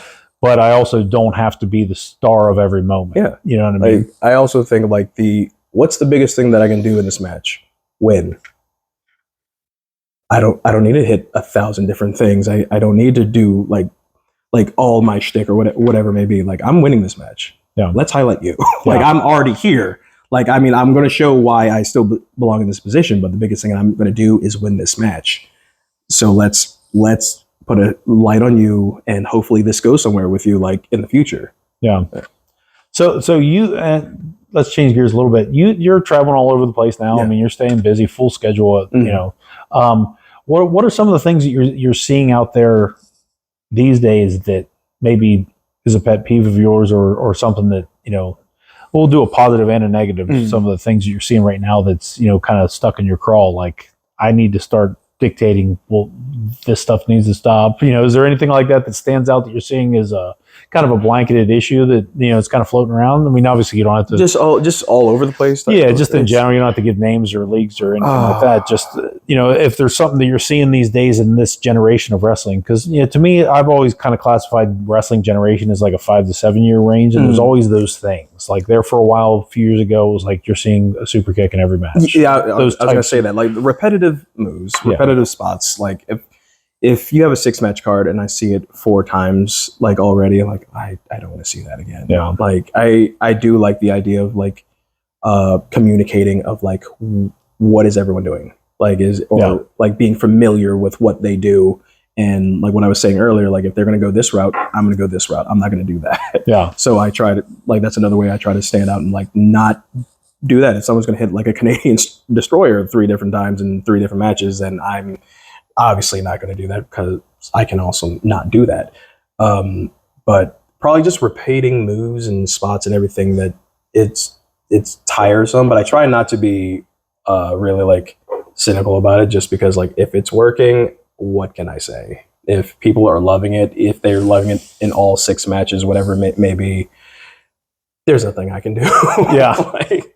Well, and I don't know. It's kind of a double-edged sword. Like, I always kind of looked at it like that, but it's one of those things too, where like, as the typically a main event guy, should it be the job of the lower card talent to go up the card to make sure they're not stepping on the toes, or should it be a guy like in your position or years ago in my position, where it's like, I'm going to go down and make sure nobody's doing my stuff. You got to protect the main event. Yeah. The only thing I do nowadays is like, no one's doing a back fist. Yeah. Nobody. And if I see it, I am going to be upset. There's not a lot of times that it will get me upset about things, but if you know that this is it, this is the shtick, don't do that. So what brought on the back fist as your finishing move? It was time to change things up. I went through a variety of different moves, whatnot. I settled on the super kick for a good amount of years, but it was during that time. You're part of that problem. But it was my finish. Yeah, back whenever it could still be a finish. Yes, I've always actually been a big big on like my finish is the finish. Like it's not going to be constantly kicked out of or anything. And if it is, it's going to be a moment. It's going to be a reason. But it just got to a point where I'm like, all right, everybody's doing this. Everybody, I can't keep doing that. And with the character change, I'm like, new things have to come. And I just was trying to nail down what am I going to do for a finish now. And like, luckily, even though obviously a horrible time, COVID, I had a lot of time to think of like what I want to do. Yeah. And I just started working on a spinning back fist. I'm like, I want a strike. I want a thing that I can hit on anyone, obviously. Yeah. And a lot of people do knee strikes and all that stuff. I'm like, I don't see a lot of people using a spinning back fist for the finish. Yeah. So I just kind of took that and I started looking at Aja Kong, like who it's just fantastic, the meanest, the meanest back fist I have ever seen. I was live at the US Air Arena 95 Survivor Series and saw her in the ladies Survivor Series match. A lunch blades and all them just plowing through people. Absolutely devastating. Like it's still like there's a lot of people who've hit nice looking ones and whatnot, but like that's who I always go to. And most of the time she would do it, especially to Medusa, it would bust her face open in some way or another, nose or mouth, whatever. I'm like, that's it. But I'm like, I don't think I want to wear those gigantic like fighting gloves or whatever. So you get one glove. Yeah. So with the back fist, is that your go-to finisher everywhere? Everywhere, yes. Yeah. No, like every so often, like maybe if I want to change something up and like bust out a submission of some sort, but I'm like, that's the go-to. Like, and it's been established enough. Like, mainly I started using it at a company in Maryland called Flying V, where I had it. I wanted that as the finish, but they had the idea to wrap an entire show around that. It was kind of a tournament style, kind of like pure rules. So like it's a closed fist. So I would have 3 strikes throughout the tournament and everything. And they would tell a story of like each time I use it, it's illegal, but it got the job done, but you're down a different strike and everything. So come to the finish of that tournament, like I cheated, did something, whatever. I hit it again at the end after someone not kicked out of it, just stood up from it because it was going to be a 10 count type deal. Once I hit it again for that last shot when the ref wasn't looking, so he couldn't like disqualify me or whatever, like it just, that whole night told the story. This back fist is a very dangerous thing. Yeah. So I'm like, okay, so they've built it up this storytelling in wrestling. Weird. I know. I'm like, I'll take this everywhere. So it just was something that was working, and I just haven't looked back from that. Yeah. Well, and I'd be curious too if the official pro wrestling rules, if a back fist is actually illegal since it's the back of the hand instead of the knuckles. Yeah. Taylor, can you bring that up and let's see? Oh, Wi-Fi's not great in here. We'll look that up later. I'll put it in the comments after we post it. The only thing with that is that like controlling it. Yeah. And how many times have you cut somebody rough with it? Oh, so in the beginning, I was nice about it. And there was one that I hit that wasn't as crisp as it should have been. And Shane Malice gave me like the best advice. And it's one of the reasons why I say what I say before I go out the curtain is F them. Your job to throw it. It's their job to take it, brother. F them. That's it. And I'm like, all right. And ever since then, I'm just blasting people. Yeah. Hey, well, that's kind of the way you got to do it. Mm-hmm. Especially whenever it's your finishing move. If you have a striking finish, it's your job to throw it. I let them know, like, I'm going to catch you. Like, and I've seen the evolution of you polishing it too, because I think the key on a lot of the stuff like that, especially that particular move, is you do a great job of the torque at the end. Mm-hmm. You don't wildly extend your arm before the spin. Mm-hmm. And it's not like a wild haymaker. Yeah. It's like you're tucked in and waiting to, cocked and ready to go. And then as soon as you turn and your eyes lock, it completely extends. Yeah. Is like a sharp back fist. Yeah. Which is believable to be a knockout blow because, you're landing it. Mm-hmm. Yeah. But, and the fact that it's protected is fantastic because it's not a difficult move. No. I mean, obviously it's difficult to do it correctly, but whenever it comes to being a knockout blow, like there's nobody in the room that believes that wasn't a knockout blow. Yeah. And it's won you titles, I assume everywhere. Yeah, I know it has here. Everywhere. I allowed one person to kick out of it. Yeah. And it's because it's the place that told the story. It was like for their first championship, whatever. And like everyone at that point in time, it was like maybe 2 years, I've been just throwing that, killing people. Yeah. Finally, I hit that. Everyone's just like, oh, this is it. He kicks out, place erupted. And there's a few times in my career that like I got chills just from a reaction like that. That was probably one of the first few times, and because they bought into it. Yeah. But obviously, I did it again, and it was done. But like building something like that up, I'm like, this is the place I have to. Patience can go a long way. Yeah, this is the place I have to like. This is the moment that people have been waiting for. He kicked out. That'll probably be it for. Yeah. They didn't know how much they needed it until you gave it to them. Yeah. And that's what's great. I mean, it's so hard to get that, especially in the independents now. WWE did a great job of it with Roman Reigns in his entire run with the title. I think because a 3-4 year run, whatever it was. In that same way, like that kind of long term storytelling so rare on the indies. And when you can get it and do it and prove that it works, it's kind of like, okay, well, let's do it. And then it's like no, I got to get it to him now. Got to get it to him now. Whether it's like, when is the perfect time to execute it? Like because once you've done it, you've done it. Yeah, it's kind of hard to do it again. It's such a juggling act to figure it out. I think that it's like that a lot of times.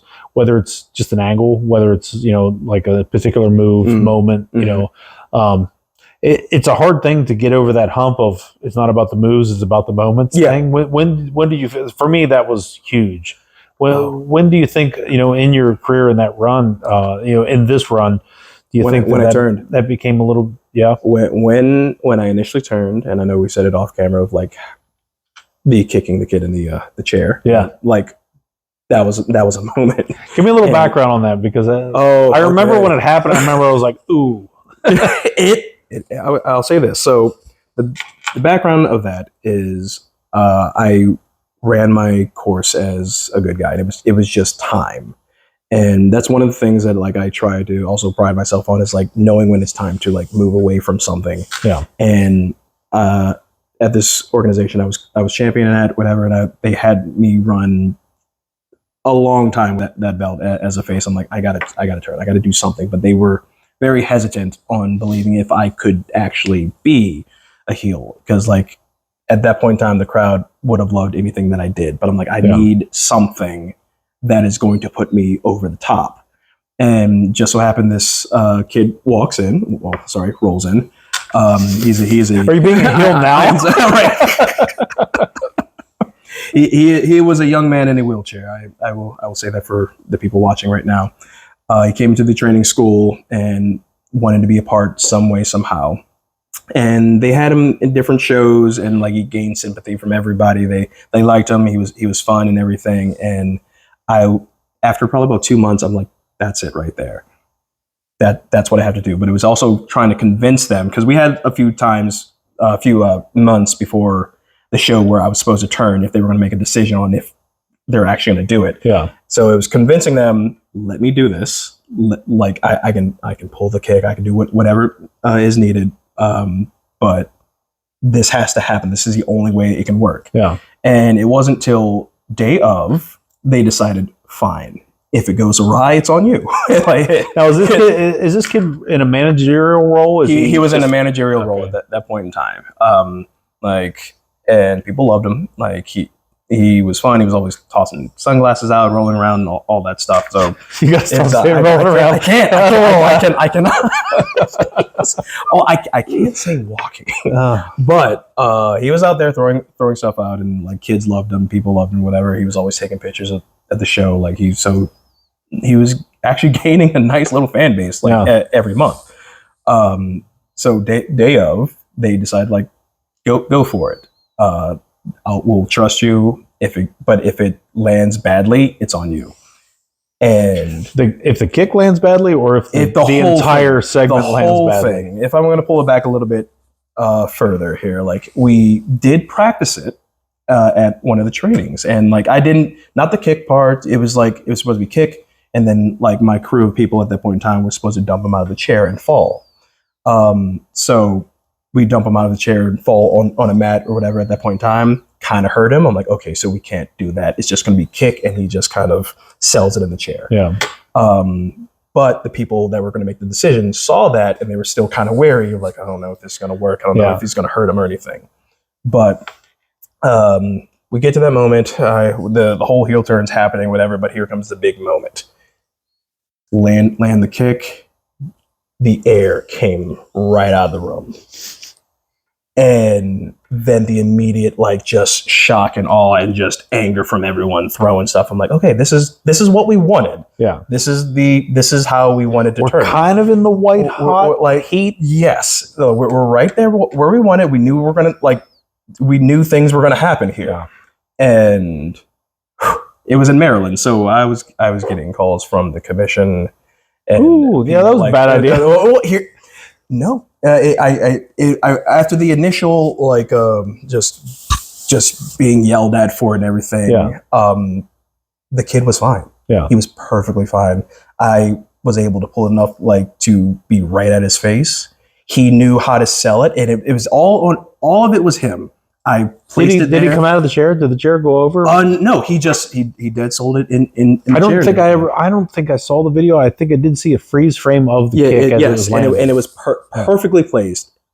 And outside of like where my foot landed, everything else was him selling it. Yeah, I remember that there was some buzz in the region about it. Yeah, the optics of it was questioned. Yes, for people that weren't in the know, and like all the calls he got, he's like, "I'm fine, I'm perfectly fine." It's like you still want to maintain a little bit of the kayfabe. Yeah, but it was, but no, for the commission and everything like those answers got to be questioned. Yeah, they have to say that. Like, are you fine? Like they asked him if he wants to sue me.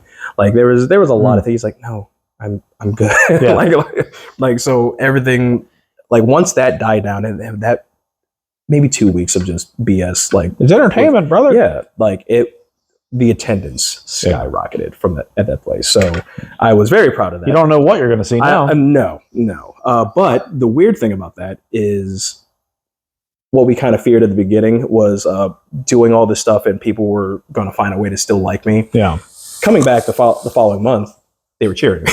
Yeah. And I'm like, you people are sick. Like, I don't know. What do I have to do? Yeah. So, but everything worked out and everything was fine with that. But that's always a bit of a scary thing from a promoter or a booker standpoint is when you have somebody so established. It's like, and it goes both ways, because if you have a top heel that people despise, like, is it going to be enough to get them to turn and be in your corner and vice versa? Like, are they going to follow you, or is it going to be like the Austin thing where now we have a room full of heel lovers? Yeah, that's going to ruin the dynamic. It was sadly or not sadly, depending, like, because we made a lot of money from it. Yeah, like it turned to a thing where my group at that point in time was really hot after that angle, and we made a lot of money, and it was a thing where we were the cool thing now. Yeah, and everyone else that forget them. Like, it's like again, F them. It's kind of a trend. I tried here. I did my best. Yeah.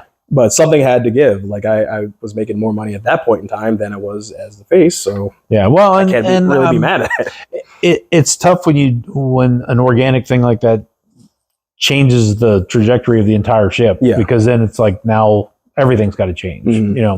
So you got to kind of reevaluate how you go about things moving forward, and that's where it's a little bit tough whenever you're the one steering the ship and all of a sudden somebody else pulls it off. And now it's like, oh, okay, now we have to reevaluate how we do things from now on, because it's kind of hard to get it back on track. And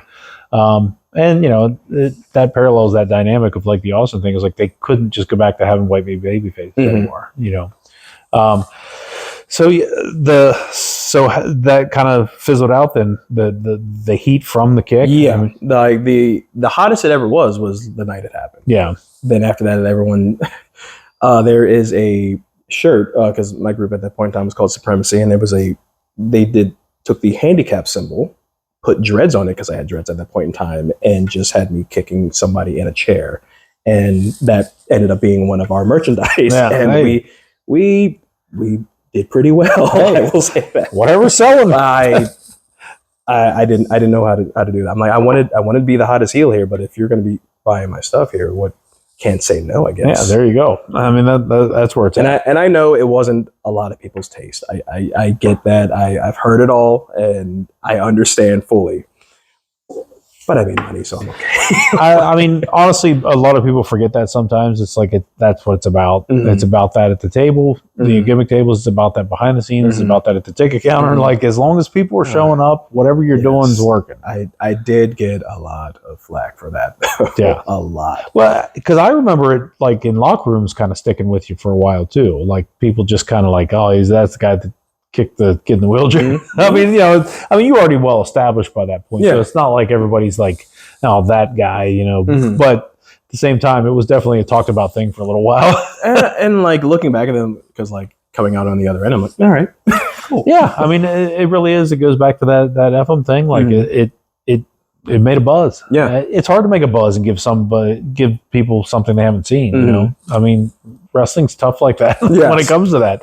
That's what was so nice. About things like the back fist. It's like it's a pretty basic move. You didn't have to take a chance on falling on your head or dumping someone else on theirs. Yeah, but nobody's kicking out. You know what I mean? I'll take that all day long. So at this point, everybody that's anybody in this region of the independents, you've probably been in the ring with. Who stands out to you as some of your not favorite opponents to work with, but like toughest matches when it comes to topping them or them trying to top you, like a rivalry when it comes to that? It kind of goes back to the people I started off with, like Jason Raditz, Shane Malice, guys like that. Like those guys, I will work every day of the week. Yeah, like it's the chemistry. Like it's really hard to find that type of chemistry with a lot of people. Like I'm lucky to have it with a handful of guys, but if you're asking me, first people come to mind, it's those two guys. Yeah, Shane and Jason are two of the absolute best, like in any locker room they're in. So it's definitely those guys. Yeah, man, we're rolling close to 2 hours. This is awesome. Right, really? An undisclosed amount of time we can talk.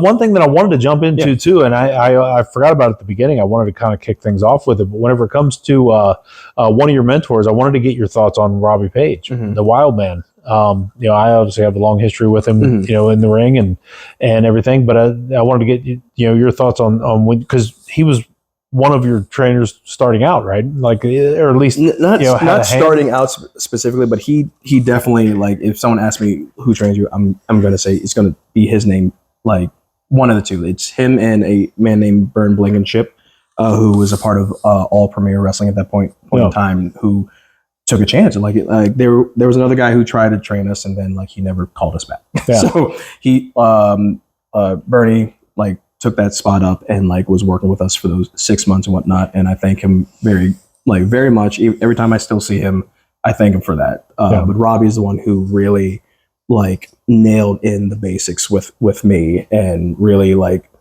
helped push me in the right direction. Cause like I'll be honest, I didn't really have a lot of guidance like in my beginning years. I didn't have a lot of people like taking me under their wing or just showing me the do's and the don'ts. So like I had to find that out either the hard way or just by watching people fall flat on their face one way or the other. But like Robbie really was there for me like when I needed him, really. Yeah. Robbie coming from the House of Pain, in that he was slightly in the era after me. Just because of the time frames, but the reps, that's why it's implemented here. It's just when you have people that have that many reps and they're in the ring that much, you're picking up so much, and to be able to pass that on. I know Robbie had hands on a lot of the guys coming up in that era, and I'll also say like because you asked me the question earlier, Robbie's in that conversation too of like people I have chemistry with because we didn't really touch a good bit in those years that he's training me and everything. But like during this kind of run in the past couple of years, we've had a good handful of matches where we're just going out there So he's definitely in that conversation too. Solid worker too, for sure. Probably one of the most decorated guys that ever came through Elite Pro also. Held every title, Grand Prix winner, and so on. I wanted to give him that shout out. I forgot to mention it earlier because I know that he was a big part of the start of your career. It's always weird when you talk about guys that train too. It's like nobody has exclusive rights to anybody when it comes to that. It's it's kind of one of those like a community raises a child kind of thing. Because I will say, like I do have a certificate of training completion. His name's next to it, and I believe it's Tate. I believe. Yeah. Because Robbie at that point in time was running his federation IWF, and like he was doing a lot of training and everything. So those two names next to my training certificate. So cool. Thanks, Tate. Yeah, very cool. So you kind of did get a little lead rub. I had something. Even after you were excused, years earlier. But yeah, no, I always found it funny. I see that so many times with so many people. I was talking to Gallows about it whenever he was on the pod. Because I know there's a bunch of people that try to stake claim on him whenever it comes to that, and I've seen it with a lot of different people when it comes to that. Like I have so many influences that train me. John Rambo was officially my trainer, but there's so many different mentors. From Tom Brandy to Sam Moo. For me personally, Leslie Leatherman. Like to me, Leatherman and I had not taught each other, but because we came up and we were, had car rides at the end of every show and all that.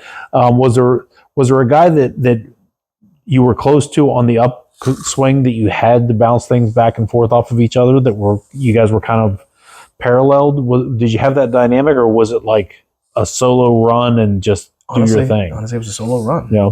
Like I said, like Robbie was the first one that actually took me under his wing and everything.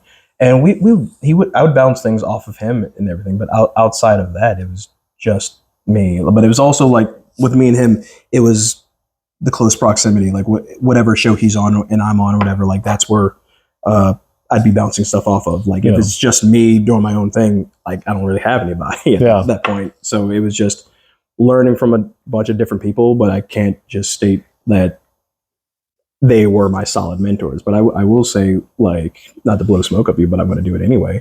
In the past couple of years, like you, Tate, and Double L, like I've bounced things off of, and you guys have always given me so much input and so much advice and whatnot, even if you don't even know that you're doing it.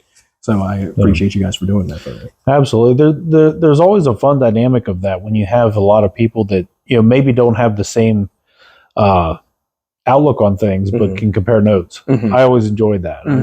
We talked about it earlier. I know we probably talked about it more times than I remember in this conversation, but because wrestling's just flooding at me all the time from different angles. But I love being able to talk about things that where everybody's got a different dynamic on it, and then figuring out what the common ground is, and then seeing how we can make that work. As that goes.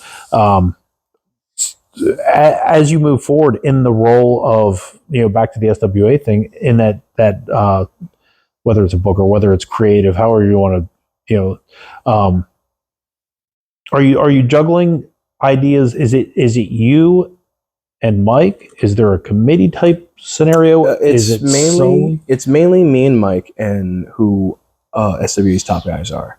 So I trust their opinions, and like those are the guys that I'm like, all right, so here's what I'm thinking. How can we enhance this, or do you have a different idea? It's not something that they'll be like, I want to deal with people who are in for the betterment of the company, not just themselves. And the guys that I surround myself with, I believe, as they've also shown me, like they want to push the company forward. So whatever's best for that, let's do that. So that's how it's kind of works. So it's kind of like a committee, but it's officially me and Mike. But so as that person creatively, you're booking, for lack of a better term. I don't want to throw the label on you, but would you see yourself in a position where you would, down the road, if you decided to slow down or keep going at the pace you're going, put yourself into a trainer role at a training center scenario where you would, take on students that would be under your umbrella, under your training, under your curriculum of pro wrestling? Absolutely. I really do like the creative side of everything, and I like to pay attention to see what's going on just like what's the audience biting on? What's happening in the area? Like not trying to compare different companies and stuff like that, but what's working, what's not, and like using the knowledge that I've gained for something in the future. Like, so school stuff, trainer, all that stuff, like, is definitely something that interests me. Or if it's just a background role at a company, like I think I have a lot of creative ideas. Hopefully, people like them, or at least a few little things of advice that I can sprinkle in there. But I think that's something I would want to do down the line. Yeah, absolutely. And I would suggest that to any promoters out there to start dabbling in some seminars until you find yourself in a position where you're able to implement a curriculum to actually take on students. That would be the first step, I think, to get you where that would be, because you've already got the know-how, you've already got the talent, you've already got the execution, and you're at the top of your game now, I believe. So you're still healthy enough to get in there and actually show them hands-on. And the thing with that is it's like the advice I may give, or however, like the training, it's like, this is stuff that works for me. I don't know fully if that's going to work for you, but this is how I present myself in the ring, or like however it may be. So you can take it with a grain of salt if you want to. Yeah, that completely mirrors my take on it all. Like, I try to say that all the time, because I never want to mistake myself as feeling like projecting like I know it all. It's definitely not the case. It's just I know what worked for me, and I know what works under this umbrella, and it's like, take what you can. Use it. And anything you see you don't want, you don't have to tell me about it. Just don't. Sometimes I don't even think about what I'm going to do going out there. I just I have to go out and feel. So it's there's not a lot of game plan for myself when I go out there. So teaching that might be a little bit a difficult. Yeah, that was something that I noticed especially from a booking standpoint, is you become so much more meticulous of understanding it all, like yourself. You kind of step back and look at yourself and see things you didn't do or think of because you're thinking of so many other people and how to implement all those different dynamics. Like, you're sitting here with whatever 6 matches of ideas that you have to execute all of them. So now it's like, wait a second, I have 6 different versions of something I can do now, because I came up with 6 different versions for everyone else. So then you really do kind of reflect on yourself. I think it's not for everybody. Let me start with that. For anybody that thinks that it's not fun. being in behind the scenes, and whether it's a promoter or a booker or a both, that none of that's fun. No. But if you're active as you are and in that role, it will make you a better performer, because you're seeing so many more reps and versions of being a performer that you're going to pick and choose things that you can add to yourself as well. I think, and I would suggest that to anybody that's out there that is active, that is in that role. I mean, you're just understand that that's part of it, and I would suggest that as you move forward, if you haven't already noticed it, like that's why you're where you're at, I believe, on both sides of that fence, because I think that, as you moved into that role, it seemed like it almost paralleled you being even more catapulted into that top role, where if you're walking into a locker room, you're at the top of the card. It doesn't matter where it is. Which is a blessing. Like, I don't take anything that I do, or the accomplishments or accolades, like, for granted. Like, the stuff with the PWI 500 and everything, like, I feel blessed and I'm thankful that I'm able to do this. Like, looking back of like where I started and not knowing where any of this was going to go. So it's, I feel like anything that I do get, like, if I am in the main event, like, I can't lie, sometimes I'm still shocked. I'm like, oh, cool. That's cool. As we're starting to run down here, I wanted to touch on too, before I forget, another thing. Wrestling internationally. Like, how did that come about? Whenever you did it, that was 2017. 2017 is when, yes, 2017. It became a thing of betting on myself. If we want to dive in a little bit on that, absolutely. So that company that I was running hot with a wheelchair thing, whatnot, took a turn, and there was a mass exodus of people from a certain situation. So now I'm not there. I wasn't a part of Elite Pro as well, starting that year and whatnot. So I was finding myself just things were like trickling down. It felt, and I'm like, it's now or never. I don't have a lot of places that are constant at this moment in time. This is better time than anything to try to get out there. And luckily, my first trip was in the UK and England.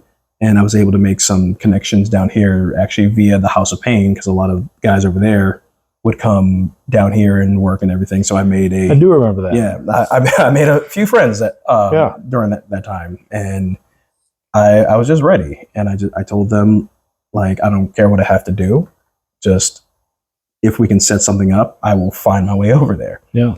And first trip out there, it was a fantastic experience. And I've always liked the UK scene when it came to wrestling, British legends, Marty Jones, Johnny Saint, William Regal, obviously a lot of guys that came from that area. So just being over there, just in that situation was fantastic for me. So, yeah, and I think your technical style really lends itself to that style too. Mm-hmm. I don't know if you ever purposely emulated that English style, but you know, especially with like some joint manipulations, different things like that, it really lends itself to that. So I'm sure I studied a lot of William Regal, a lot of Steven Regal from WCW. Not a bad guy to study, that's for sure. No, definitely. It took some adjusting, obviously, because like they know more, they know more than me, so they taught me a lot over there. So that was me going over there, training with them, and being lucky enough to actually do a seminar for a couple of days with Marty Jones himself. So wow, that was one of the. That's awesome. That was fantastic, and that's an opportunity that doesn't come up too much either. No, I mean, I definitely planned like that whole month-long trip, like try to fit everything I could in there, because I don't know if there's going to be another time. Yeah. So luckily, I've been blessed to be able to have done it 4 times now. Oh, that's awesome. Was it that long every time? Not every time. The first one was, like I said, I was winding down a lot of companies here, so I'm like, I have some time. Yeah. And I have, at that point in time, I have some personal time that I can take, and I just took it all in that one. Timing's everything. Yeah.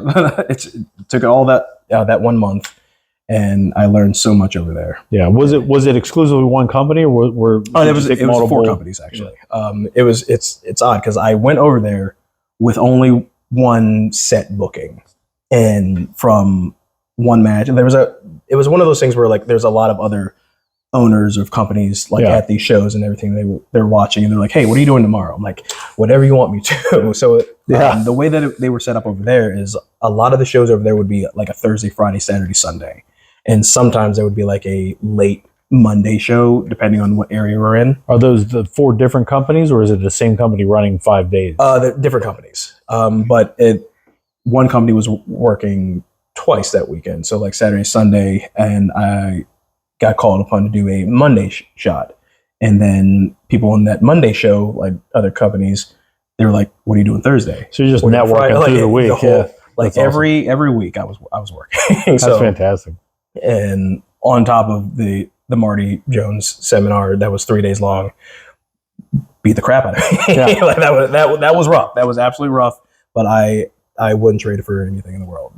What a crash course and experience. Mm-hmm. You know, everybody needs that. Mm-hmm. You know, I mean, it's few and far between these days. But man, especially during the week and things like that, where you can piece together 4, 5, 6. I feel like, while you said, you know, you get roughed up in this ring and you're doing it that much, but you're also getting calloused in the ring to do that much and to absorb it that much and that much over and over and over again. It's like those reps are just irreplaceable. But you know, it shows. You know, I mean, it shows in the work, and then you brought it back, and I mean, you've come so far from before going over there and then coming back, and it's not like it's all because of that, but it's just one more piece of the puzzle, I think. You know, and you know, it's something that a lot of people don't have. You know, but can't say enough good things. I could sit here and talk all night, but we're hitting almost 2.5 hours here. I think we should probably wind it down. All right.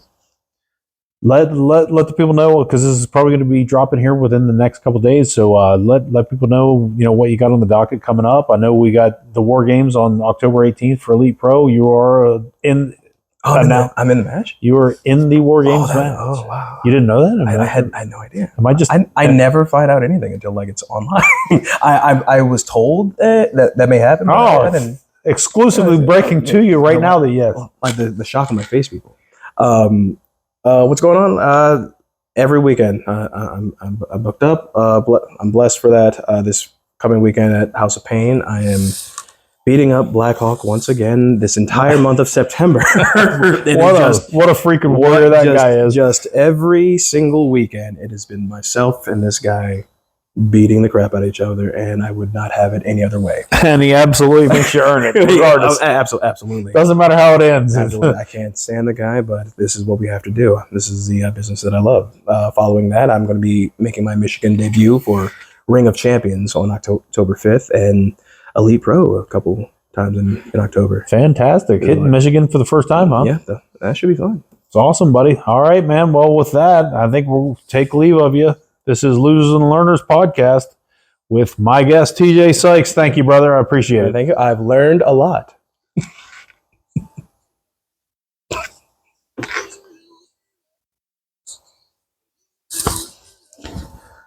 Thank you, buddy. Awesome.